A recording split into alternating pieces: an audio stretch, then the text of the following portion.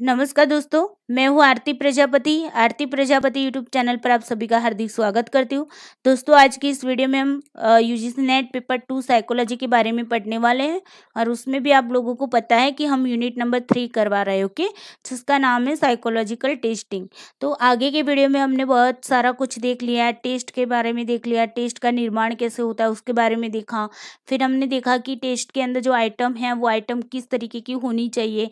फिर item pool में कितनी आइटम्स को रखना चाहिए, हमारे टेस्ट में कैसे आइटम को लेना है, ये सारी बातें हमने पिछले वीडियो तक जानकारी प्राप्त की है ना।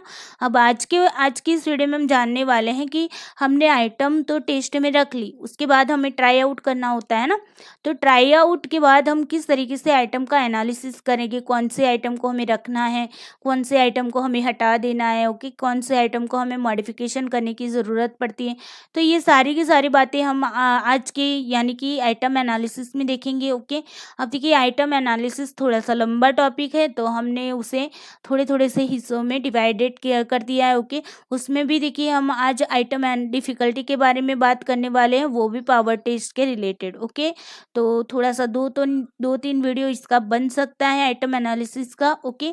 तो आप लोग अगर आपने अभी तक इस चैनल को सब्सक्राइब नहीं किया तो सब्सक्राइब करके रखिए, ताकि इस चैनल पर आगे की जो भी वीडियोस डाले जाएंगे उसकी नोटिफिकेशन आपको टाइम टू टाइम मिलती रहे, ओके। और इस वीडियो को लाइक करना नहीं भूलना है दोस्तों। आपकी लाइक और आपकी कमेंट जो है ना, वो मेरे लिए मोटिवेशन का काम करती है, ओके। आपकी लाइक और आपकी कमेंट से मुझे वीडियो बनाने की उत्सुकता बढ़ती है, ओके। तो अगर आप लोग चाहते हैं कि मैं साइकोलॉजी का आपको पूरा का पूरा सिलेबस करवाऊँ, ओके, तो उसके लिए आप लोगों को एक ही काम करना है, वो ये है कि आपको मेरी इस वीडियो को लाइक करना है, सभी वीडियो को लाइक करना है, ओके। और सभी वीडियो में आपको कमेंट करके बताना है कि आपको वीडियो कैसा लगा, ओके। अगर सच में आपको अच्छा लगता है तो अच्छा लिखिएगा, ताकि मुझे भी मोटिवेशन मिलती रहेगी, ओके।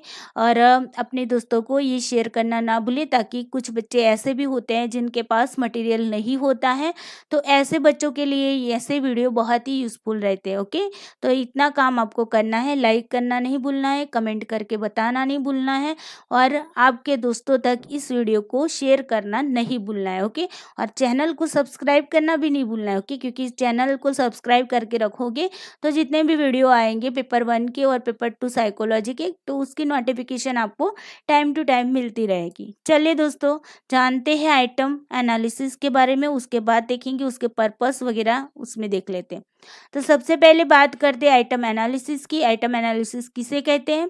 तो आइटम को हम हिंदी में बोलते हैं वस्तु भी बोल सकते हैं, या फिर उसे मद भी बोला जाता है, ओके, या फिर उसे एकांश भी बोला जाता है।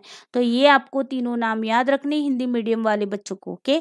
और इंग्लिश मीडियम वालों के लिए तो सिर्फ आइटम ही याद रखना होता है, ओके। तो मैं हिंदी मीडियम वाले बच्चों को भी कहना चाहूँगी कि आप लोग भी आइटम ही याद रखें, ओके। आइटम एनालिसिस क्या होता है?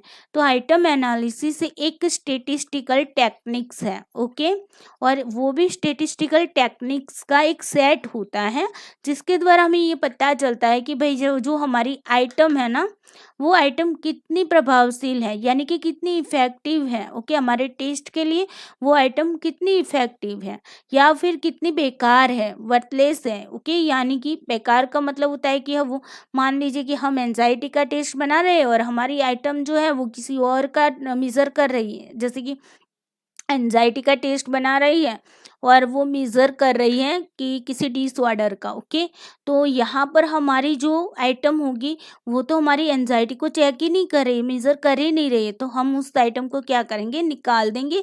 या फिर अगर हमें लगता है कि उसमें मॉडिफिकेशन करने की ज़रूरत है, तो हम उसमें परिवर्तन करके क्या करते हैं कि उसे हमारी एंजाइटी टेस्ट के रिलेटेड बना सकते हैं, ओके।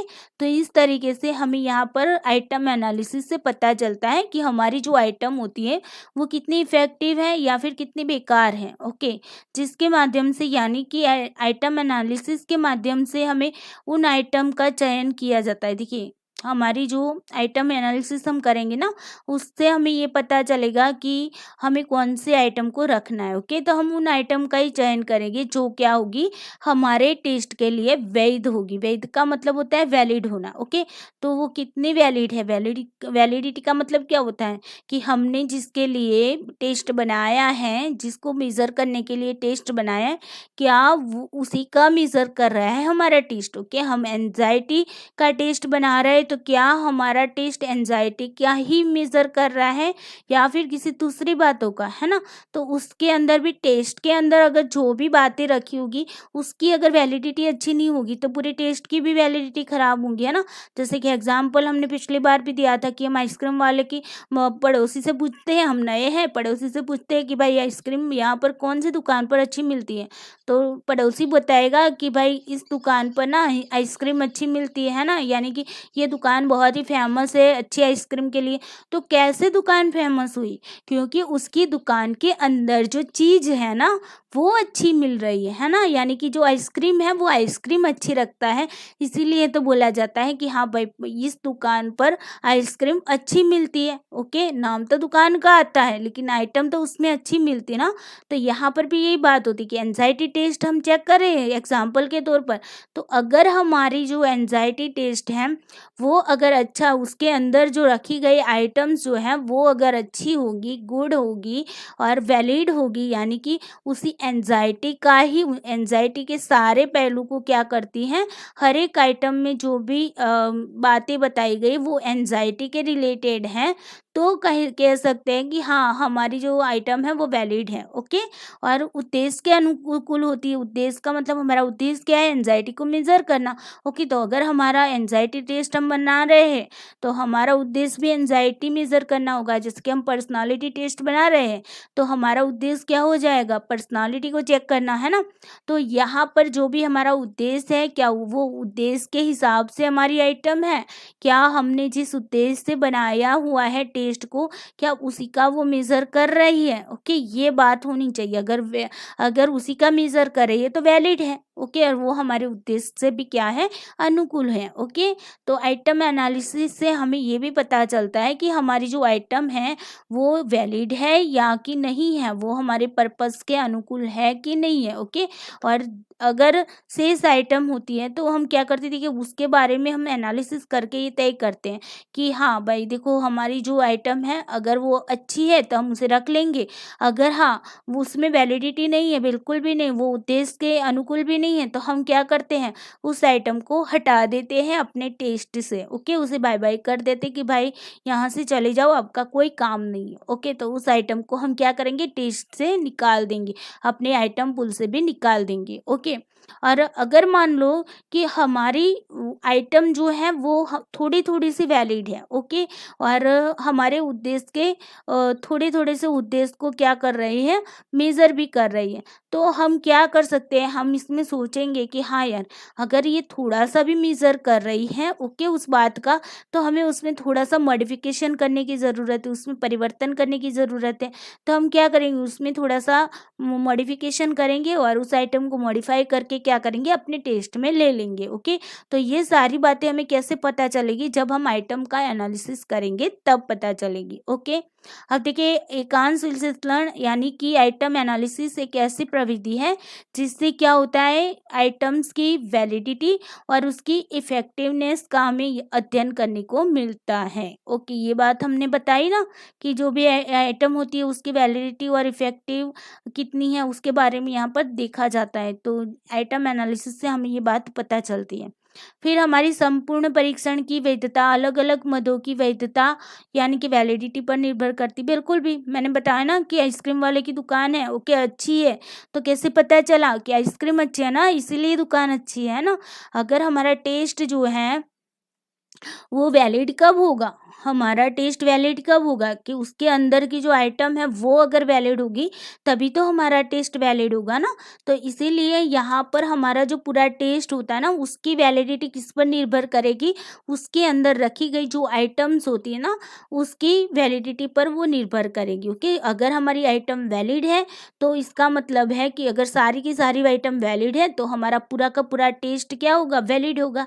ओके, तो ये बात आपको याद रखनी। अगर स्टेटमेंट दिया जाएगा तो यहाँ पर कंफ्यूज नहीं होना है कि चलो संपूर्ण टेस्ट जो होता है, ओके, तो संपूर्ण टेस्ट की वैलिडिटी किस पर निर्भर करती है। अगर ऐसा क्वेश्चन पूछा जाए तो आपके दिमाग में होना चाहिए कि भाई संपूर्ण टेस्ट की बात की रही है की जा रही है और उसकी वैलिडिटी की बात की जा रही है, तो उसके अंदर जो चीज़ रखी होंगी अगर वो चीज़ वैलिड होगी तभी तो वो टेस्ट वैलिड होगा ना। तो ये बात आपके दिमाग में बैठनी चाहिए। ओके, तो इसी के कारण आपका आंसर क्या बनेगा कि उसके अंदर जो आइटम रखी है उस आइटम की वैलिडिटी पर निर्भर करता है कि वो टेस्ट कितना वैलिड है। ओके, चलो अब बात करते हैं कि आइटम एनालिसिस जो होता है ना उसके पर्पस क्या है, उसके उद्देश्य क्या होते हैं। भाई आइटम एनालिसिस करने के लिए कुछ ना कुछ कार्य करते हैं तो उसके पीछे कुछ ना कुछ हेतु रहता है ना, कुछ ना कुछ उद्देश्य रहता है। तो यहाँ पर पर्पस देखते हैं क्या है। तो पहला पर्पस है कि हमारी जो आइटम होती ना उसका डिफिकल्टी लेवल चेक करना। ओके, यानी कि इंडेक्स ऑफ डिफिकल्टी, कठिनाई का सूचकांक चेक करना कि क्या है हमारी आइटम की डिफिकल्टी कितनी है। ओके, प्रत्येक आइटम के कठिनाई मूल्य का विश्लेषण करना आइटम एनालिसिस का उद्देश्य होता है।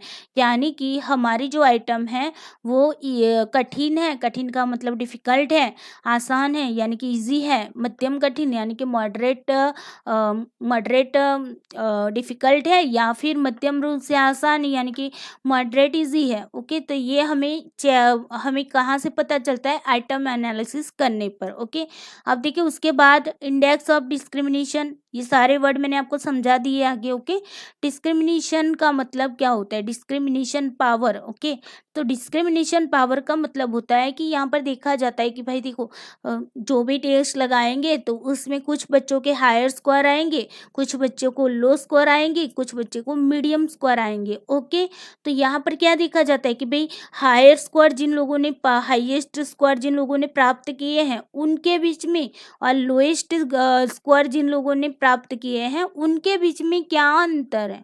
मीडियम वालों को तो यहाँ पर कंपेयर की ही नहीं जाती है ना, हाईएस्ट और लोअर दोनों के बीच में कंपेयर की जाती है, भाई उनकी तुलना की जाती है, उनके बीच में डिफरेंस देखा जाता है कि भाई हाईएस्ट स्कोर जिनकी आए उसके और जो लोएस्ट स्कोर जिनके आए उनके बीच में कितना डिफरेंस है। ओके, उसे हम देखते हैं डिस्क्रिमिनेशन में। ओके, तो इंडेक्स ऑफ डिस्क्रिमिनेशन में क्या देखते हैं कि जो हमारा हाईएस्ट स्कोर वाले जो होंगे वो हमारे अपर ग्रुप कहलाएंगे या फिर हम उनसे सुपीरियर भी बोलते हैं। ओके, तो सुपीरियर इंडिविजुअल जो होते हैं उनके बीच में, और इन्फीरियर किसे बोलेंगे, जो लोअर ग्रुप में आएगी यानी कि जिन्होंने लोएस्ट स्कोर प्राप्त किए। ओके, बहुत ही कम स्कोर प्राप्त किए, तो बहुत ज़्यादा स्कोर प्राप्त करने वाला ग्रुप होगा हमारा अपर ग्रुप और बहुत कम स्कोर प्राप्त करने वाला ग्रुप होगा हमारा लोअर ग्रुप। ओके, अपर ग्रुप को बोलते हैं सुपीरियर इंडिविजुअल और लोअर ग्रुप में जो लोग होंगे उसे बोलेंगे इन्फीरियर इंडिविजुअल। ओके, तो इन दोनों के बीच में हम जो डिफरेंस देखते हैं उसी को बोलते हैं इंडेक्स ऑफ डिस्क्रिमिनेशन। ओके, तो उसके इंडेक्स ऑफ डिस्क्रिमिनेशन निकाल कर हम चेक कर पाते हैं कि हमारी आइटम जो हमारा टेस्ट जो है उसमें दोनों ग्रुपों में कितना डिफरेंस है। ओके, या फिर हमारी आइटम में भी ये चेक किया जाता है, पूरे टेस्ट का भी चेक किया जाता है और हर एक एक आइटम का भी वहाँ पर चेक किया जाता है। तो जब भी हम आइटम एनालिसिस करेंगे ना तो पूरे टेस्ट का तो एनालिसिस होगा ही होगा, लेकिन उसके अंदर जो आइटम है ना तो उस एक एक आइटम का भी एनालिसिस किया जाता है। ओके, अब देखिए आस्वेदकों का विश्लेषण। ओके, आस्वेदकों का मतलब होता है डिस्ट्रैक्टर। ओके, इसके बारे में भी बताया था कि डिस्ट्रैक्टर क्या होते हैं। तो डिस्ट्रैक्टर क्या होते हैं, जैसे कि मान लीजिए मैंने एक क्वेश्चन यहाँ पर लिखा। ओके, उसके मैंने यहाँ पर ABCD ऑप्शन दिए। ओके, ये हमारे ऑप्शन है। अब देखिए ये 4 ऑप्शन है, उनमें से एक ऑप्शन सही होगा, हमारा आंसर होगा, है ना। तो मान लीजिए ये B है, वो हमारा करेक्ट आंसर है। ओके, ये हमारा क्या है, करेक्ट आंसर है। तो उसको छोड़कर जो बाकी के ऑप्शन होते हैं ना उसी को बोलते हैं डिस्ट्रैक्टर। क्या बोलते हैं, डिस्ट्रैक्टर। ये भी डिस्ट्रैक्टर है, ये भी डिस्ट्रैक्टर है, ओके, ये भी डिस्ट्रैक्टर है। ओके, तो करेक्ट आंसर के अलावा के जो भी ऑप्शन होंगे, जितने भी ऑप्शन होंगे, वो सारे के सारे हमारे क्या कहलाएंगे, डिस्ट्रैक्टर कहलाएंगे।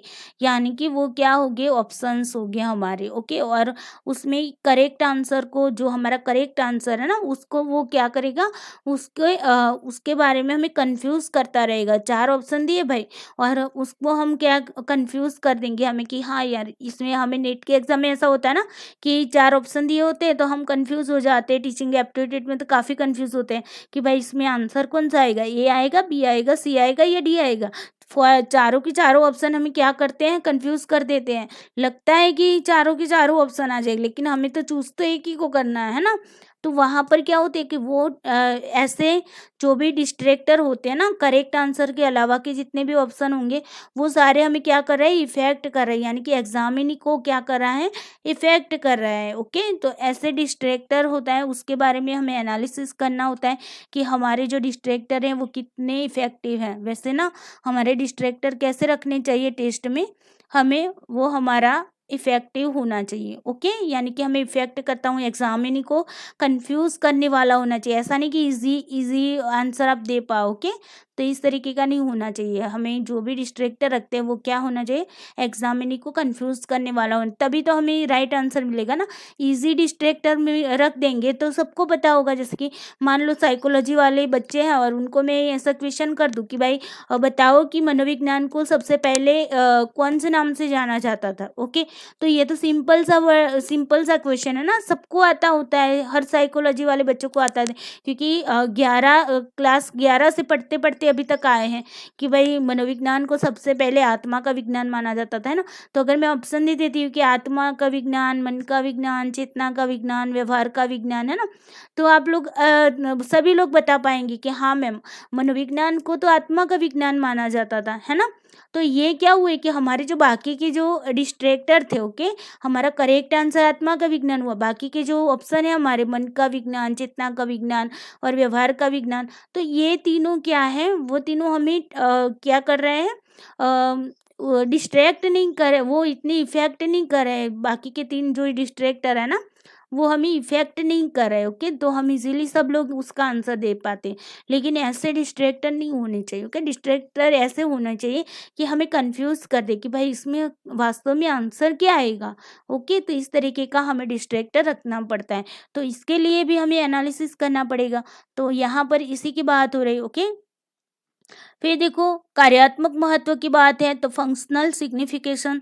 तो देखिए फंक्शनल सिग्निफिकेशन में क्या होगा कि यहाँ पर ना कोई भी हमने, चलिए मान लीजिए आइटम का डिफ़िकल्टी लेवल चेक कर लिया, उसका डिस्क्रिमिनेशन लेवल भी चेक कर दिया, उसमें जो डिस्ट्रैक्टर थे उसके बारे में भी हमने जान लिया। अब हमें ये पता चलता है कि हमारी ये आइटम है, इसके बेस पर ये तीनों तीनों हमने चेक किया। उसके बाद हमें पता चलता है कि भाई हमारी जो आइटम है ना, वो हमारे टेस्ट के लिए योग्य नहीं है, यानी कि वैलिड नहीं है। ओके, वो हमारे उद्देश्य के अनुसार काम नहीं कर रही है, तो हम क्या करेंगे, ऐसे आइटम को हटा देंगे। ओके, अगर हमें लगता है कि इस आइटम को कुछ चेंज करना पड़ेगा, अगर मेरी आइटम क्यों काम नहीं कर रही, क्यों उसका मेज़र नहीं कर रही, उसका हम पता लगाएंगे। और फिर पता लगाने के बाद हम ये भी देखेंगे कि इसमें किस प्रकार से हम मॉडिफिकेशन कर सकते हैं। अगर मॉडिफिकेशन कर सकते हैं तो किस प्रकार से करेंगे, अगर नहीं कर सकते हैं तो हम हटा देंगे।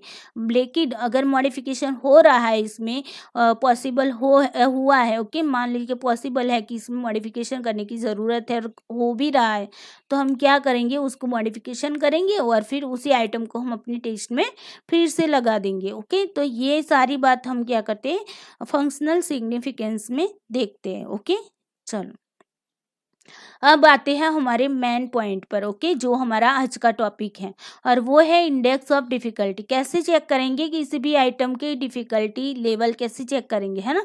डिफ़िकल्टी लेवल तो चेक करना पड़ेगा कि हमारी जो आइटम है वो कितनी डिफ़िकल्ट है, यानी कि इजी है, मॉडरेट है या फिर बहुत ही कठिन है, डिफ़िकल्ट है, ये हमें देखना पड़ेगा, है ना। तो उसके लिए भी हमें क्या करना पड़ेगा, कुछ फार्मूला वगैरह वगैरह आएगा आगे आपको।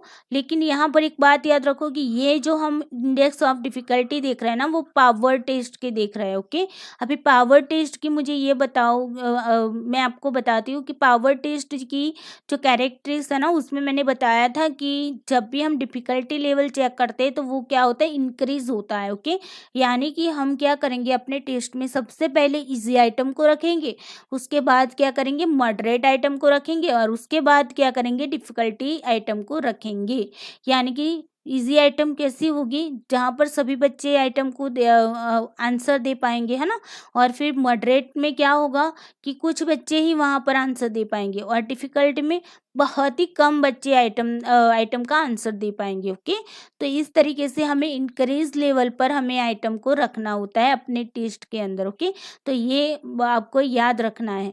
ओके, चलो अब देखते हैं कि इंडेक्स ऑफ डिफिकल्टी का मतलब क्या होता है। तो इंडेक्स ऑफ डिफिकल्टी का मतलब होता है कि हम व्यक्तियों के उस अनुपात या प्रतिशत, ओके, अनुपात का मतलब क्या होगा, प्रोपोर्शन होगा। ओके, जिसे हम रेशियो भी बोलते हैं, प्रोपोर्शन। ओके, तो सॉरी, रेशियो। ओके, प्रोपोर्शन या परसेंटेज से होता है जिससे जो किसी आइटम का सही सही उत्तर दे पाता है। ओके, उसके बारे में हम आगे देखते हैं कैसे देखी जाती है इंडेक्स ऑफ डिफिकल्टी। तो इंडेक्स ऑफ डिफिकल्टी हमें क्या बताती है कि जिन बच्चों ने सही से करेक्ट आंसर दिया है उनका टोटल बच्चे जितने टेस्ट देने वाले थे उनके साथ क्या किया जाता है, उसका अनुपात देखा जाता है। ओके, या फिर उसके परसेंटेज देखे जाते हैं। अब देखिए इसमें सही उत्तर देने वाले परीक्षार्थियों की कुल संख्या के अनुपात की गणना करके किसी आइटम की कठिनाई का एक सूचकांक यानी कि इंडेक्स ऑफ डिफिकल्टी प्राप्त किया जाता है।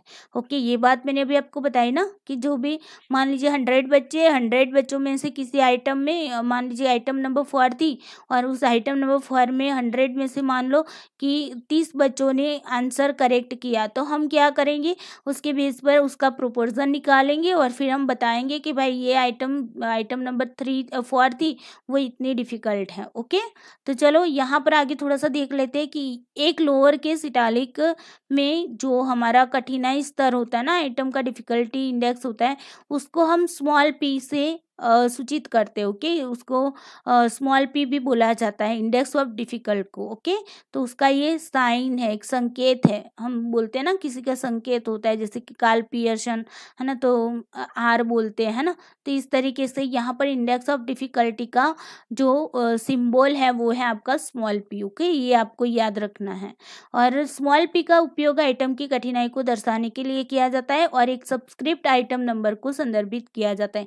यानी कि पी तो हमारा क्या है, इंडेक्स ऑफ डिफिकल्टी बता रहा है। ओके, सूचकांक एक प्रकार का इसका ये सिंबल है। ओके, अब देखिए मान लीजिए कि हमें आइटम नंबर को बताना है कि मान लीजिए मैं आइटम नंबर 4 चेक कर रही थी, तो उसका अगर मुझे इंडेक्स ऑफ डिफिकल्टी देखना है तो हम कैसे लिखेंगे इसे, तो इसे सांकेतिक भाषा में इस तरीके से लिखेंगे। ओके, सांकेतिक रूप में कैसे लिखेंगे, ऐसे P4। ओके, पी भी हमारा स्मॉल पी होना चाहिए। ओके, जैसे कि मान लो कि मैं 6 नंबर की आइटम चेक करना चाहती हूँ, ओके, उसकी इंडेक्स ऑफ डिफिकल्टी चेक करना चाहती हूँ, तो उसके लिए मैं क्या लिखूंगी, P6 लिखूंगी। ओके, यानी कि स्मॉल p और 6 कर दूंगी। ओके, फिर आगे देखते हैं कि एक आइटम कठिनाई सूचकांक यानी कि आइटम डिफिकल्टी इंडेक्स का मान जो होता है ना, वो उसकी वैल्यू कितनी होती है। आइटम डिफिकल्टी इंडेक्स की वैल्यू आपको याद रखनी है, ऑलवेज कभी भी क्वेश्चन में पूछी जा सकती है कि आइटम डिफिकल्टी इंडेक्स की वैल्यू कितनी होती है, तो 0 to 1 होती है। ओके, 0 to 1 होती है, यहाँ पर +1, 0 to +1 होगी। क्यों होगी,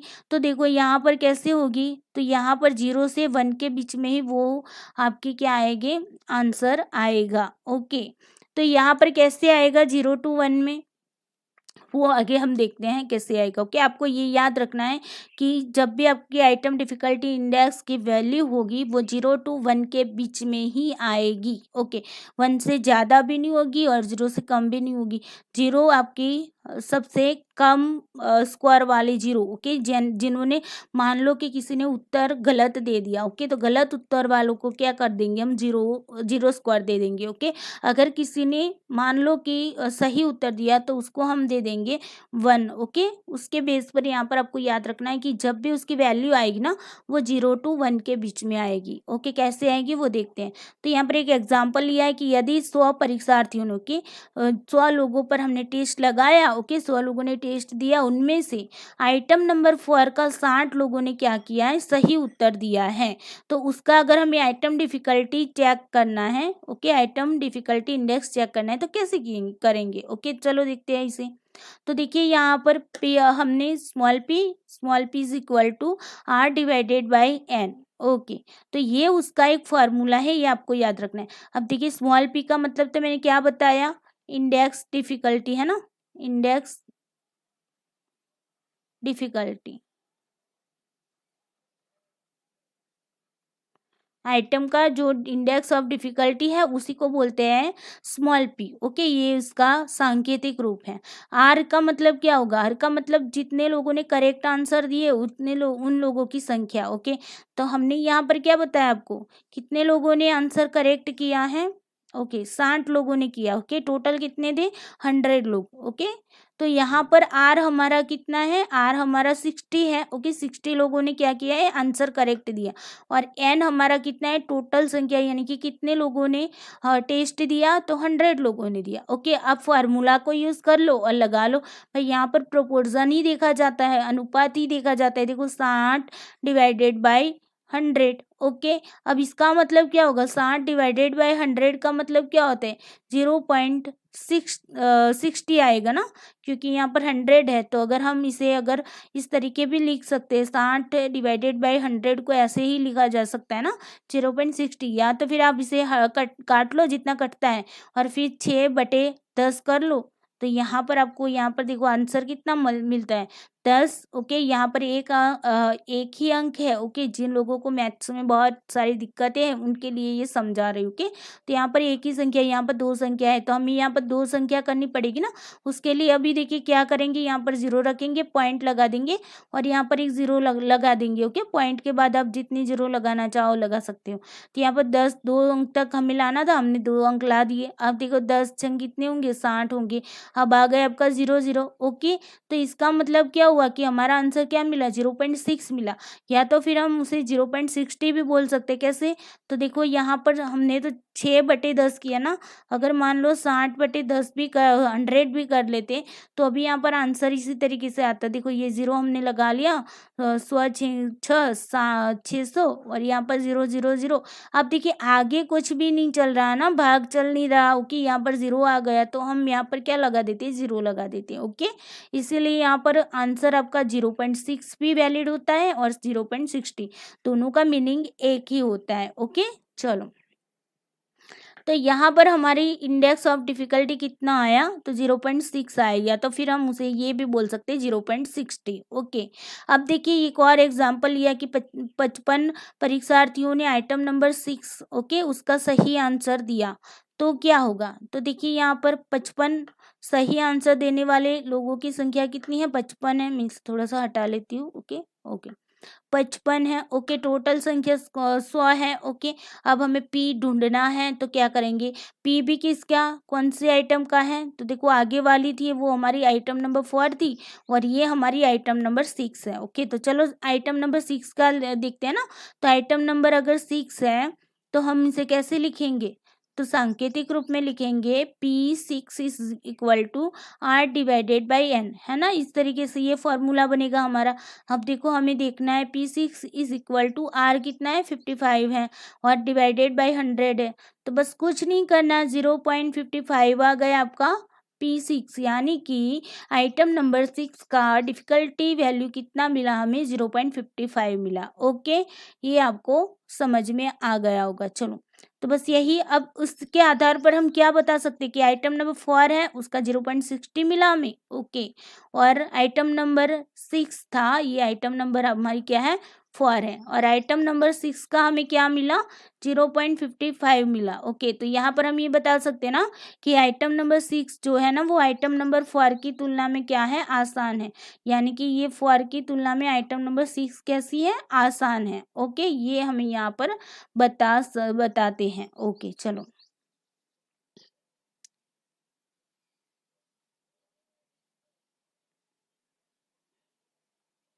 अब बात करते हैं आइटम डिफिकल्टी इंडेक्स में ही आगे बात करते हैं।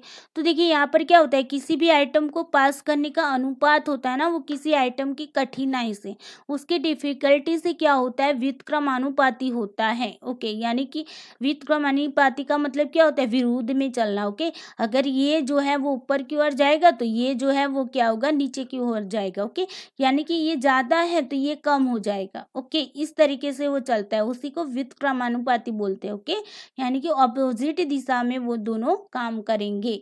ओके चलो, तो यहाँ पर देखो आइटम कठिनाई सूचकांक, okay, item difficulty index, item difficulty index, index okay.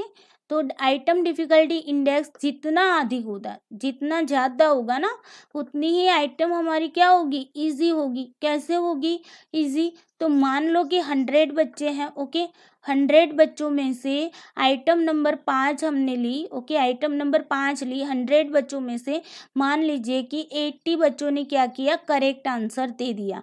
तो अगर 80 बच्चे आंसर करेक्ट दे रहे हैं तो उसका मतलब क्या हुआ कि हमारी आइटम इजी हुई ना, क्योंकि यहाँ पर इनकरेक्ट आंसर देने वाले की संख्या क्या है, कम है ना। तो इसका मतलब है कि अगर आइटम इजी होगी तो बहुत सारा बच्चे आंसर को सही कर पाएंगे, है ना।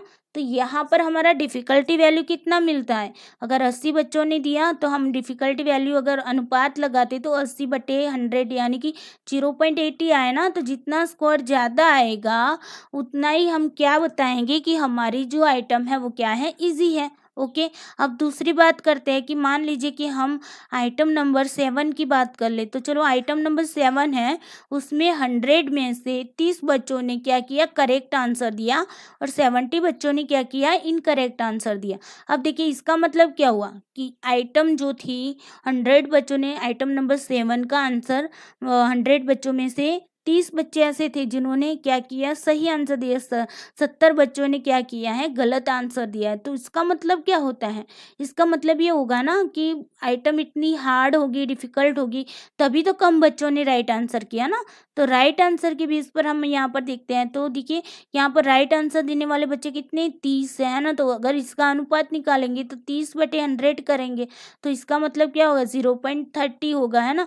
तो ये जो 0.30 यानी कि हमारी आइटम तो डिफिकल्ट थी, है ना। तो हमें इसीलिए यहाँ पर स्कोर क्या मिला, कम मिला।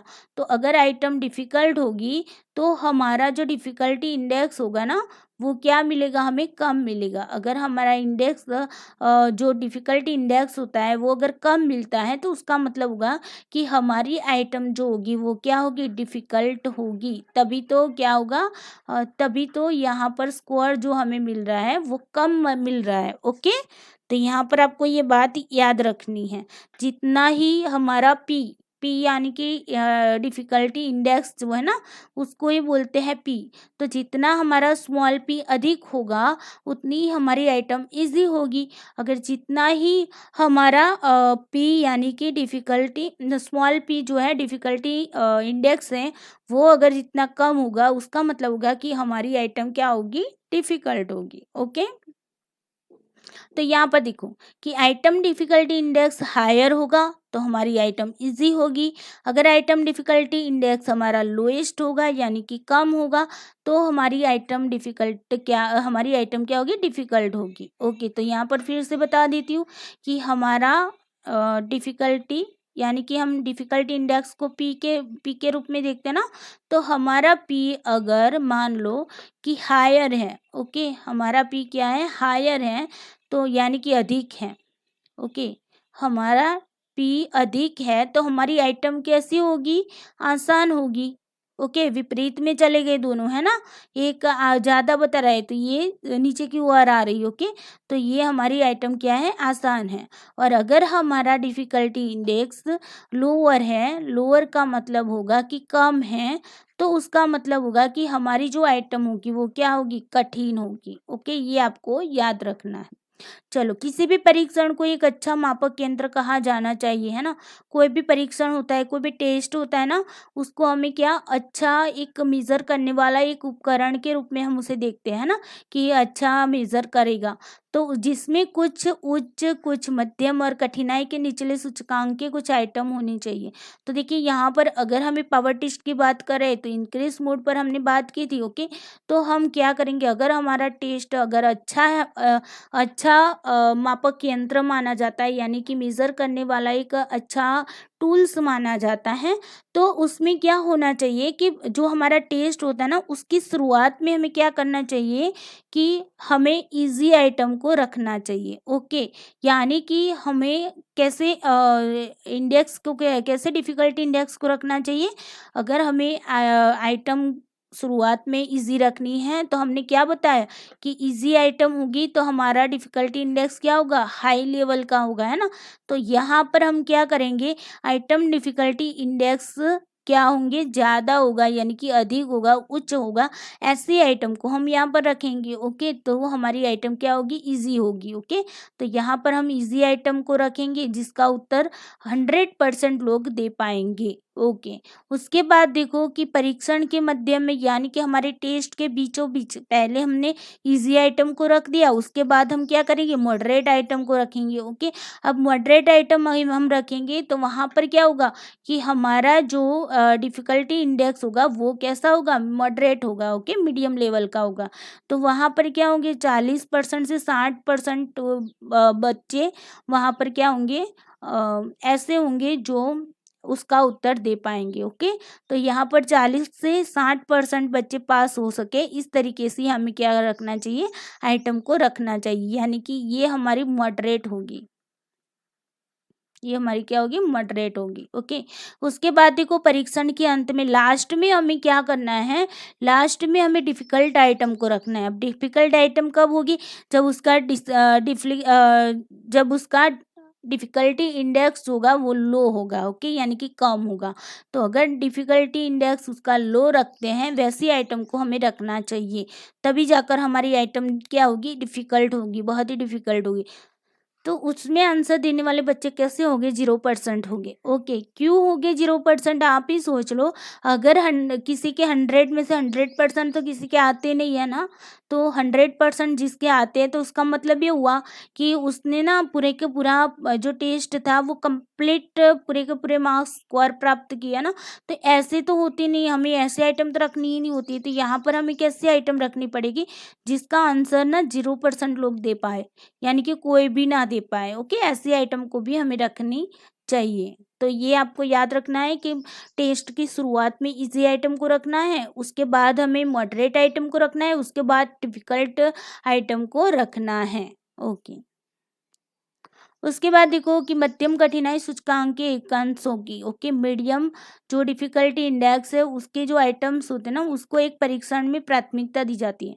तो अब हम अपने टेस्ट में कैसे आइटम को रखेंगे उसके बारे में देखते हैं। तो उसमें कैसे आइटम को रखना चाहिए कि मीडियम जो मीडियम डिफिकल्टी इंडेक्स वाली आइटम हो उसको रखना चाहिए। ओके, क्योंकि वे परीक्षार्थियों के बीच अधिकतम भिन्नता या परिवर्तनशीलता का संकेत देते हैं। ओके, वो क्या करती है कि हमें बताती है कि भाई अपर ग्रुप और लोअर ग्रुप के बीच में कितना डिफरेंस रह सकता है। ओके, वो हमें मॉडरेट के बेस पर हमें पता चलता है। तो हमारी आइटम कैसी होनी चाहिए, मॉडरेट इजी होनी चाहिए, फिर मॉडरेट होनी चाहिए और मॉडरेट डिफिकल्ट होनी चाहिए। ओके, बहुत ज़्यादा डिफिकल्ट भी नहीं रखनी, बहुत ज़्यादा इजी भी नहीं रखनी। यदि कठिनाई का सूचकांक अधिक या कम है तो वस्तु का विचरण यानी कि उसका वेरिएंस क्या होगा, कम हो जाएगा। ओके, अगर कोई मान लीजिए कि कोई हमने कोई ऐसी आइटम रख दी, ओके, कि जिसका क्या है उसका वेरिएंस क्या हो जाता है, ज़्यादा है। ओके, उसका डिफ़िकल्टी अगर इंडेक्स देखा जाए तो वो अगर ज़्यादा है या फिर कम है, तो उसके बेस पर हम ये तय कर पाएंगे कि उसके बीच में वेरिएंस जो होगा ना उसका कम होगा। कैसे होगा उसके बारे में बताती हूँ, चलिए। तो यहाँ पर हमने क्या बनाया है कि नॉर्मल डिस्ट्रीब्यूशन कर्व, आप लोगों ने सबको बताया कि नॉर्मल डिस्ट्रीब्यूशन कर्व क्या होता है। ओके, जहाँ पर क्या हो कि दोनों साइड पर जो होता है उसमें वेरिएंस जो होगी ना, वो स्क्वायर का जो वेरिएंस होता है वो क्या होता है, इक्वल इक्वल होता है। ओके, यानी कि इसके बीच में मीन आता है, मीडियन आता है। ओके, और इसके ही बीच में मोड आता है, तीनों के तीनों एक ही जगह पर आते हैं। ओके, यहाँ पर बीचों बीच आते हैं।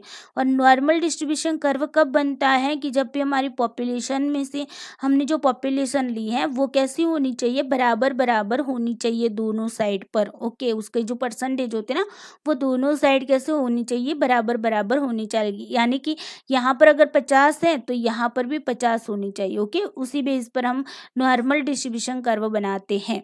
अभी देखिए यहाँ पर क्या होगा कि वेरिएंस की बात की गई है ना, तो देखिए यहाँ से यहाँ का देखो ये हमारा मिडल वाला हिस्सा है ना, ये हमारा मिडल वाला हिस्सा है। और ये मान लो कि हमारा यहाँ से ये वाला जो है वो हमारा इजी में इजी इजी है। ओके, ये हमारा क्या है, इजी। नहीं, ये वाला हमारा इजी होगा। ओके, ये हमारा क्या होगा, डिफिकल्ट होगा।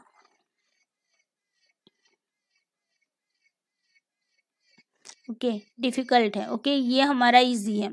तो यहाँ पर क्या होगा, और इसके बाद बहुत ही मोस्ट इजी, ये क्या है, मोस्ट इजी है। और ये हमारा क्या है, मोस्ट डिफिकल्ट है। Okay, difficult. अब देखिए यहाँ से ये हिस्सा जो है ना, यहाँ से लेकर इसके यहाँ तक का जो वेरिएंस होता है ना, वो ज़्यादा होता है। सबसे ज़्यादा वेरिएंस कहाँ पर देखने को मिल रहा है, यहाँ पर दिख रहा है ना। देखो यहाँ पर 68% वेरिएंस दिख रहा है। ओके, जो भी स्क्वायर होते हैं ना, वो यहाँ से यहाँ तक के बीच में हमें ज़्यादातर दिखने को मिल रहा है ना। यहाँ पर देखिए ये बेल शेप बन रहा है ना, तो यहाँ तक जो वेरिएंस है वो हमें ज़्यादा दिखने को मिल रहा है ना। तो यहाँ पर क्या बता रहे हैं कि देखो यहाँ पर अगर हम मॉडरेट डिफ़िकल्ट से लेकर मॉडरेट इजी तक की जो बातें लेते हैं, जो आइटम रखते हैं, तो उसका वेरिएंस ज़्यादा होगा, है ना। अगर हम मान लो कि अकेली डिफ़िकल्ट ले लेते हैं, तो ये डिफ़िकल्ट एरिया तो यहाँ से यहाँ तक का ही बनेगा ना। यहाँ पर हमारा देखो ये हमारा मीन है। ओके, तो यहाँ पर देखो कि अगर हम डिफ़िकल्ट लेते हैं तो यहाँ से यहाँ तक का ही बनेगा ये डिफ़िकल्ट, है ना। और अगर इजी लेते हैं तो यहाँ से यहाँ तक का बनेगा। तो ये तो जो वेरिएंस है वो बहुत कम है, लेकिन सबसे ज़्यादा देखो 95% वेरिएंस यहाँ ही देखने को मिलते हैं। ओके, तो यहाँ पर यही बात की गई है कि हमारी जो स्क्वायर होता है ना, उसका जो वेरिएंस होता है वो हमारे डिफ़िकल्टी इंडेक्स जो होगा वो अगर ज़्यादा है या फिर कम है, तो उसमें क्या होगा कि उसमें जो वेरिएंस दिख रहा है वो कम दिख रहा है। ओके, और एक आइटम अधिकतम 0.25% ही वेरिएंस करती है, ये भी आपको याद रखना है। कोई भी आइटम होगी ना, वो ज़्यादा से ज़्यादा 0.25% तक ही वो क्या करेगी, वेरिएंस करेगी। अब देखिए वेरिएंस ये बताता है कि स्क्वायर एक दूसरे से किस हद तक भिन्न है। ओके, हमने यहाँ पर क्या देखा कि यहाँ पर देखो ये हमारी क्या है, मॉडरेट है। ओके, ये हमारी मॉडरेट है। ओके, ये मॉडरेट है। ये हिस्सा क्या है हमारा, डिफ़िकल्ट मॉडरेट है। ये हिस्सा हमारा क्या है, इजी मॉडरेट है। ओके, तो यहाँ पर हमें ये क्या बता रहे हैं कि भाई जो वेरिएंस होगा वो हमें बता रहा है कि भाई इनके बीच में कितनी ही सीमा तक भिन्नता है। ओके, यानी कि ये जो हमारी मॉडरेट आइटम है या फिर हमारी डिफ़िकल्ट आइटम है, उसके बीच में कितना वेरिएंस है, या फिर हमारे मॉडरेट है या फिर इजी है, उसके बीच में कितनी वेरिएंस है। या तो फिर हम ये देख सकते हैं कि डिफ़िकल्ट से इजी के बीच में कितना वेरिएंस है और उसके बीच में कितना डिफरेंस हमें दिखने को मिलता है। ये बात हमें वेरिएंस बताते हैं। ओके, अब बात करते हैं methods to determine the difficulty value of an item. Okay, अब देखिए आइटम की जो डिफ़िकल्टी वैल्यू हम चेक करते हैं उसके लिए कुछ मेथड्स हैं। उन मेथड्स को आज हम देखने वाले हैं। थोड़ा सा वीडियो लंबा बनेगा तो आप लोग थोड़ा सा धैर्य रखिएगा। अगर आपको थोड़ा सा बोरिंग लग रहा है तो थोड़ा थोड़ा करके आप उसे देख सकते हो। ओके, तो देखिए यहाँ पर मेथड की बात करते हैं तो उसमें आपको दो प्रकार की मेथड देखने को मिलेगी। एक तो है आपकी जजमेंट के बेस पर और दूसरी है स्टेटिस्टिकल मेथड के बेस पर। ओके, जजमेंट के बेस पर अगर देखा जाए तो हम क्या करते हैं, कुछ एक्सपर्ट को हम दे देते हैं अपना टेस्ट और उनको देखने को बोलते हैं कि भाई किस तरीके से इसमें जो आइटम्स रखी है वो क्या वैलिड है या नहीं है। तो एक्सपर्ट बताएंगे अपने हिसाब से कि हाँ वैलिड है कि नहीं। ओके, तो उसके बेस पर हम उसका डिफ़िकल्टी वैल्यू चेक करते हैं। दूसरा है कि जो परीक्षण निर्माण करता है, ओके, टेस्ट कंस्ट्रक्टर है, वो खुद ही क्या करेगा, निर्णय ले लेगा। ओके, कि इसकी डिफ़िकल्टी वैल्यू कितनी आनी चाहिए। फिर यहाँ पर स्टेटिस्टिकल मेथड की बात करते तो उसके भी 3 टाइप्स हैं। ओके, इसमें भी 3 टाइप की मेथड देखने को मिलती है। एक तो होती है कि जो भी एग्जामिनीज है वो जो रिस्पॉन्स दे रहा है उसके बेस पर। ओके, दूसरी है कि पोर्शन के द्वारा, यानी कि पोर्शन का मतलब होता है कुछ हिस्सों को ले लेंगे, ग्रुप बना लेंगे दो, जैसे हमने आगे बात की ना अपर ग्रुप लोअर ग्रुप, इस तरीके से 2 ग्रुप बनाएंगे और दोनों ग्रुप के क्या करेंगे, पूरे टेस्ट में जितने लोगों ने टेस्ट दिया उसमें से अपर ग्रुप और लोअर ग्रुप का कुछ कुछ हिस्सा ले लेंगे और उसके बेस पर हम क्या करेंगे, तय करेंगे डिफ़िकल्टी वैल्यू को। ओके, उसके बाद एक्सट्रीम ग्रुप मेथड, तो यहाँ पर भी यही बात होती है।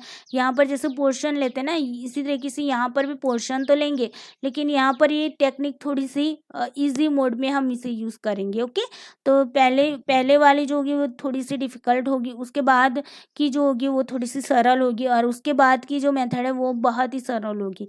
इस तरीके से हम तीनों मेथड को अच्छे से देखेंगे। चलो, सबसे पहले बात कर लेते हैं मेथड ऑफ जजमेंट की। तो देखो, मेथड ऑफ जजमेंट में क्या होगा, तो यहाँ पर ना एक्सपर्ट के जजमेंट के बेस पर हम क्या करते हैं, किसी भी टेस्ट का डिफ़िकल्टी वैल्यू देखते हैं। तो देखिए, यहाँ पर विशेषज्ञ होंगे ना, उनको क्या किया जाएगा, एक समूह को आइटम दिए जाएंगे। ओके, विशेषज्ञों का एक समूह लेंगे हम, एक्सपर्ट के यानी कि समूह का मतलब ये होता है 2 या 2 से अधिक लोगों को ले लेंगे। ओके, तो ऐसे हमने मान लीजिए कि एंजाइटी टेस्ट बनाया, तो उसके फील्ड में जो भी काम करने वाले एक्सपर्ट होंगे उनसे मिलेंगे और उनको हम क्या कर देंगे, अपनी आइटम को दिखा देंगे, अपने टेस्ट को देंगे, ताकि वो क्या करेगा, अब जो एक्सपर्ट होंगे ना वो क्या करेंगे, आइटम को उनकी कठिनाई के बढ़ते क्रम में रैंक किया जा सके। ओके, यहाँ पर हमें ये देखना है कि हम आइटम को किस तरीके से उसकी डिफ़िकल्टी लेवल पर देखकर उसके क्रम में रैंक कर दिया जाए। ओके, तो यहाँ पर हमें जो भी एक्सपर्ट होंगे वो हमें बताएंगे कि भाई हाँ, इस तरीके की आइटम को यहाँ पर ये इजी आइटम है, ये डिफ़िकल्ट आइटम है, ये मॉडरेट आइटम है, ये हमें कौन बताएगा, एक्सपर्ट बताएंगे। ओके, और वो जो रैंक करके हमें देंगे उसके द्वारा हम क्या करेंगे, उन्होंने जो भी प्रत्येक आइटम को सौंपे गए रैंकों की जो समानता है उसको ध्यान में रखते हुए हम क्या करेंगे कि उसको अंतिम निर्णय ले लेंगे कि हाँ भाई, हमें ये आइटम को अपने टेस्ट में रखनी है। ओके, एक्सपर्ट ने बता दिया, उसी बात को देखकर हम क्या करेंगे, अपने टेस्ट में उस आइटम को रैंक में लगाकर ले लेंगे। रैंक में तो वैसे भी एक्सपर्ट होंगे ना, वही रैंक में लगाकर आपको दे देंगे, तो बस उसी को आपको देखना है और आपको ले लेना है कि हाँ, ये जो बनाकर दिया हुआ है एक्सपर्ट ने वो सही है, उसके बेस पर हम क्या कर देंगे, टेस्ट को बना लेंगे। ओके, दूसरा है, हम खुद ही इस तरीके से जजमेंट करेंगे, हम खुद ही इस तरीके से निर्णय ले लेंगे। ओके, तो कभी कभी क्या होता है कि पी वैल्यू यानी कि डिफ़िकल्टी इंडेक्स वैल्यू जो है परीक्षण निर्माणकर्ता द्वारा स्वयं, मान लीजिए कि हमने टेस्ट को ट्राई आउट करने के लिए दे दिया और ट्राई आउट करके खुद से ही हमने क्या तय कर दिया कि हाँ भाई, ये आइटम ना, इस आइटम का देखो ज़्यादातर बच्चों ने आंसर दिया, तो उसका मतलब है कि हमारी आइटम इजी हो गई। ओके, इस आइटम का बहुत 50-50% लोगों ने आंसर दिया, तो इसका मतलब होगा कि हमारी आइटम मॉडरेट हो गई। ओके, फिर हम ये देखेंगे कि चलिए यहाँ पर ना ज़्यादातर बच्चों ने गलत आंसर दिया, तो ये आइटम हमारी क्या हो गई, डिफ़िकल्ट हो गई। इस तरीके से हम खुद ही यहाँ पर क्या करेंगे, डिसीजन ले लेंगे, खुद ही निर्णय कर देंगे और उसके बेस पर हम क्या करेंगे, फाइनल टेस्ट बना लेंगे। ओके, तो यहाँ पर देखिए, दोनों प्रक्रियाएं न तो उद्देश्यपूर्ण है और न ही पूरी तरीके से विश्वसनीय। ओके, यहाँ पर हम कोई भी स्टेटिस्टिकल वे से यहाँ पर हम कैलकुलेटिंग नहीं करते और ना ही इसे देखते हैं, ऐसे ही हमें जैसे लगा वैसे ही हमने उसको क्या कर दिया, उस आइटम को फाइनल टेस्ट के लिए रख दिया। ओके, लेकिन कभी कभी ये भी होता है ना कि कुछ लोग, चलिए मान लीजिए कि हम मानते हैं कि बच्चों ने, मान लो 100 बच्चे हैं और उनमें उनमें से मान लीजिए कि आइटम नंबर 5 है। ओके, अब आइटम नंबर 5 का 100 बच्चों में से 80 बच्चों ने आंसर सही दिया। ओके, अब देखिए, ये 80 बच्चों ने आंसर सही दिया, वो हमें कैसे पता चलेगा कि उन्होंने सच में उस आइटम को वो जानते हैं और इसीलिए उन्होंने ये करेक्ट आंसर दिया। कभी कभी गेस वर्क भी हो सकता है ना, गेस वर्क का मतलब क्या है, तुक्का लगाना है ना, तो कभी कभी कुछ बच्चे ऐसे भी होंगे जिन्होंने तुक्का लगाया होगा और उनका आंसर करेक्ट हो जाएगा। तो यहाँ पर जब हम कैलकुलेशन करते हैं तभी जाकर हमें सच्ची बात पता चलेगी ना। तो यहाँ पर हम अपने आप से अगर कोई निर्णय लेते हैं या फिर किसी एक्सपर्ट के बेस पर हम कोई निर्णय लेते फाइनल टेस्ट का, तो वो तो हमारा विश्वसनीय नहीं हुआ है ना, और ना ही हमारा उद्देश्यपूर्ण हुआ। तो ये बातें हमें थोड़ी सी ध्यान में रखनी। अब बात करते हैं स्टेटिस्टिकल मेथड। ओके, इम्पिरिकल या फिर स्टेटिस्टिकल मेथड कहते हैं, खुद से ऑब्जर्वेशन करते हैं। ओके, और कैलकुलेटिंग करते हैं और उसके बाद हम ना किसी निर्णय पर पहुंचते हैं। ओके, यहाँ पर फॉर्मूला वगैरह लगाया जाएगा। तो देखिए यहाँ पर यह विधि विशेष रूप से डाइकोटोमस आइटम के लिए प्रयोग की जाती है। देखिए डाइकोटोमस का मतलब क्या होता है कि जिसके दो ऑप्शन होते हैं। ओके, यस या नो, राइट या रॉन्ग, है ना, इस तरीके से दो आंसर होते हैं। तो उसके लिए यहाँ पर ये जो होती है विधि, ये यूज़ की जाती है। अब देखिए डाइकोटोमस में क्या होगा कि यहाँ पर ना अधिकतम मान में जो जिसका मैक्सिमम वैल्यू क्या हो सकता है, 1 हो सकता है। ओके, वो तो हमने बात की थी ना, 0 to 1।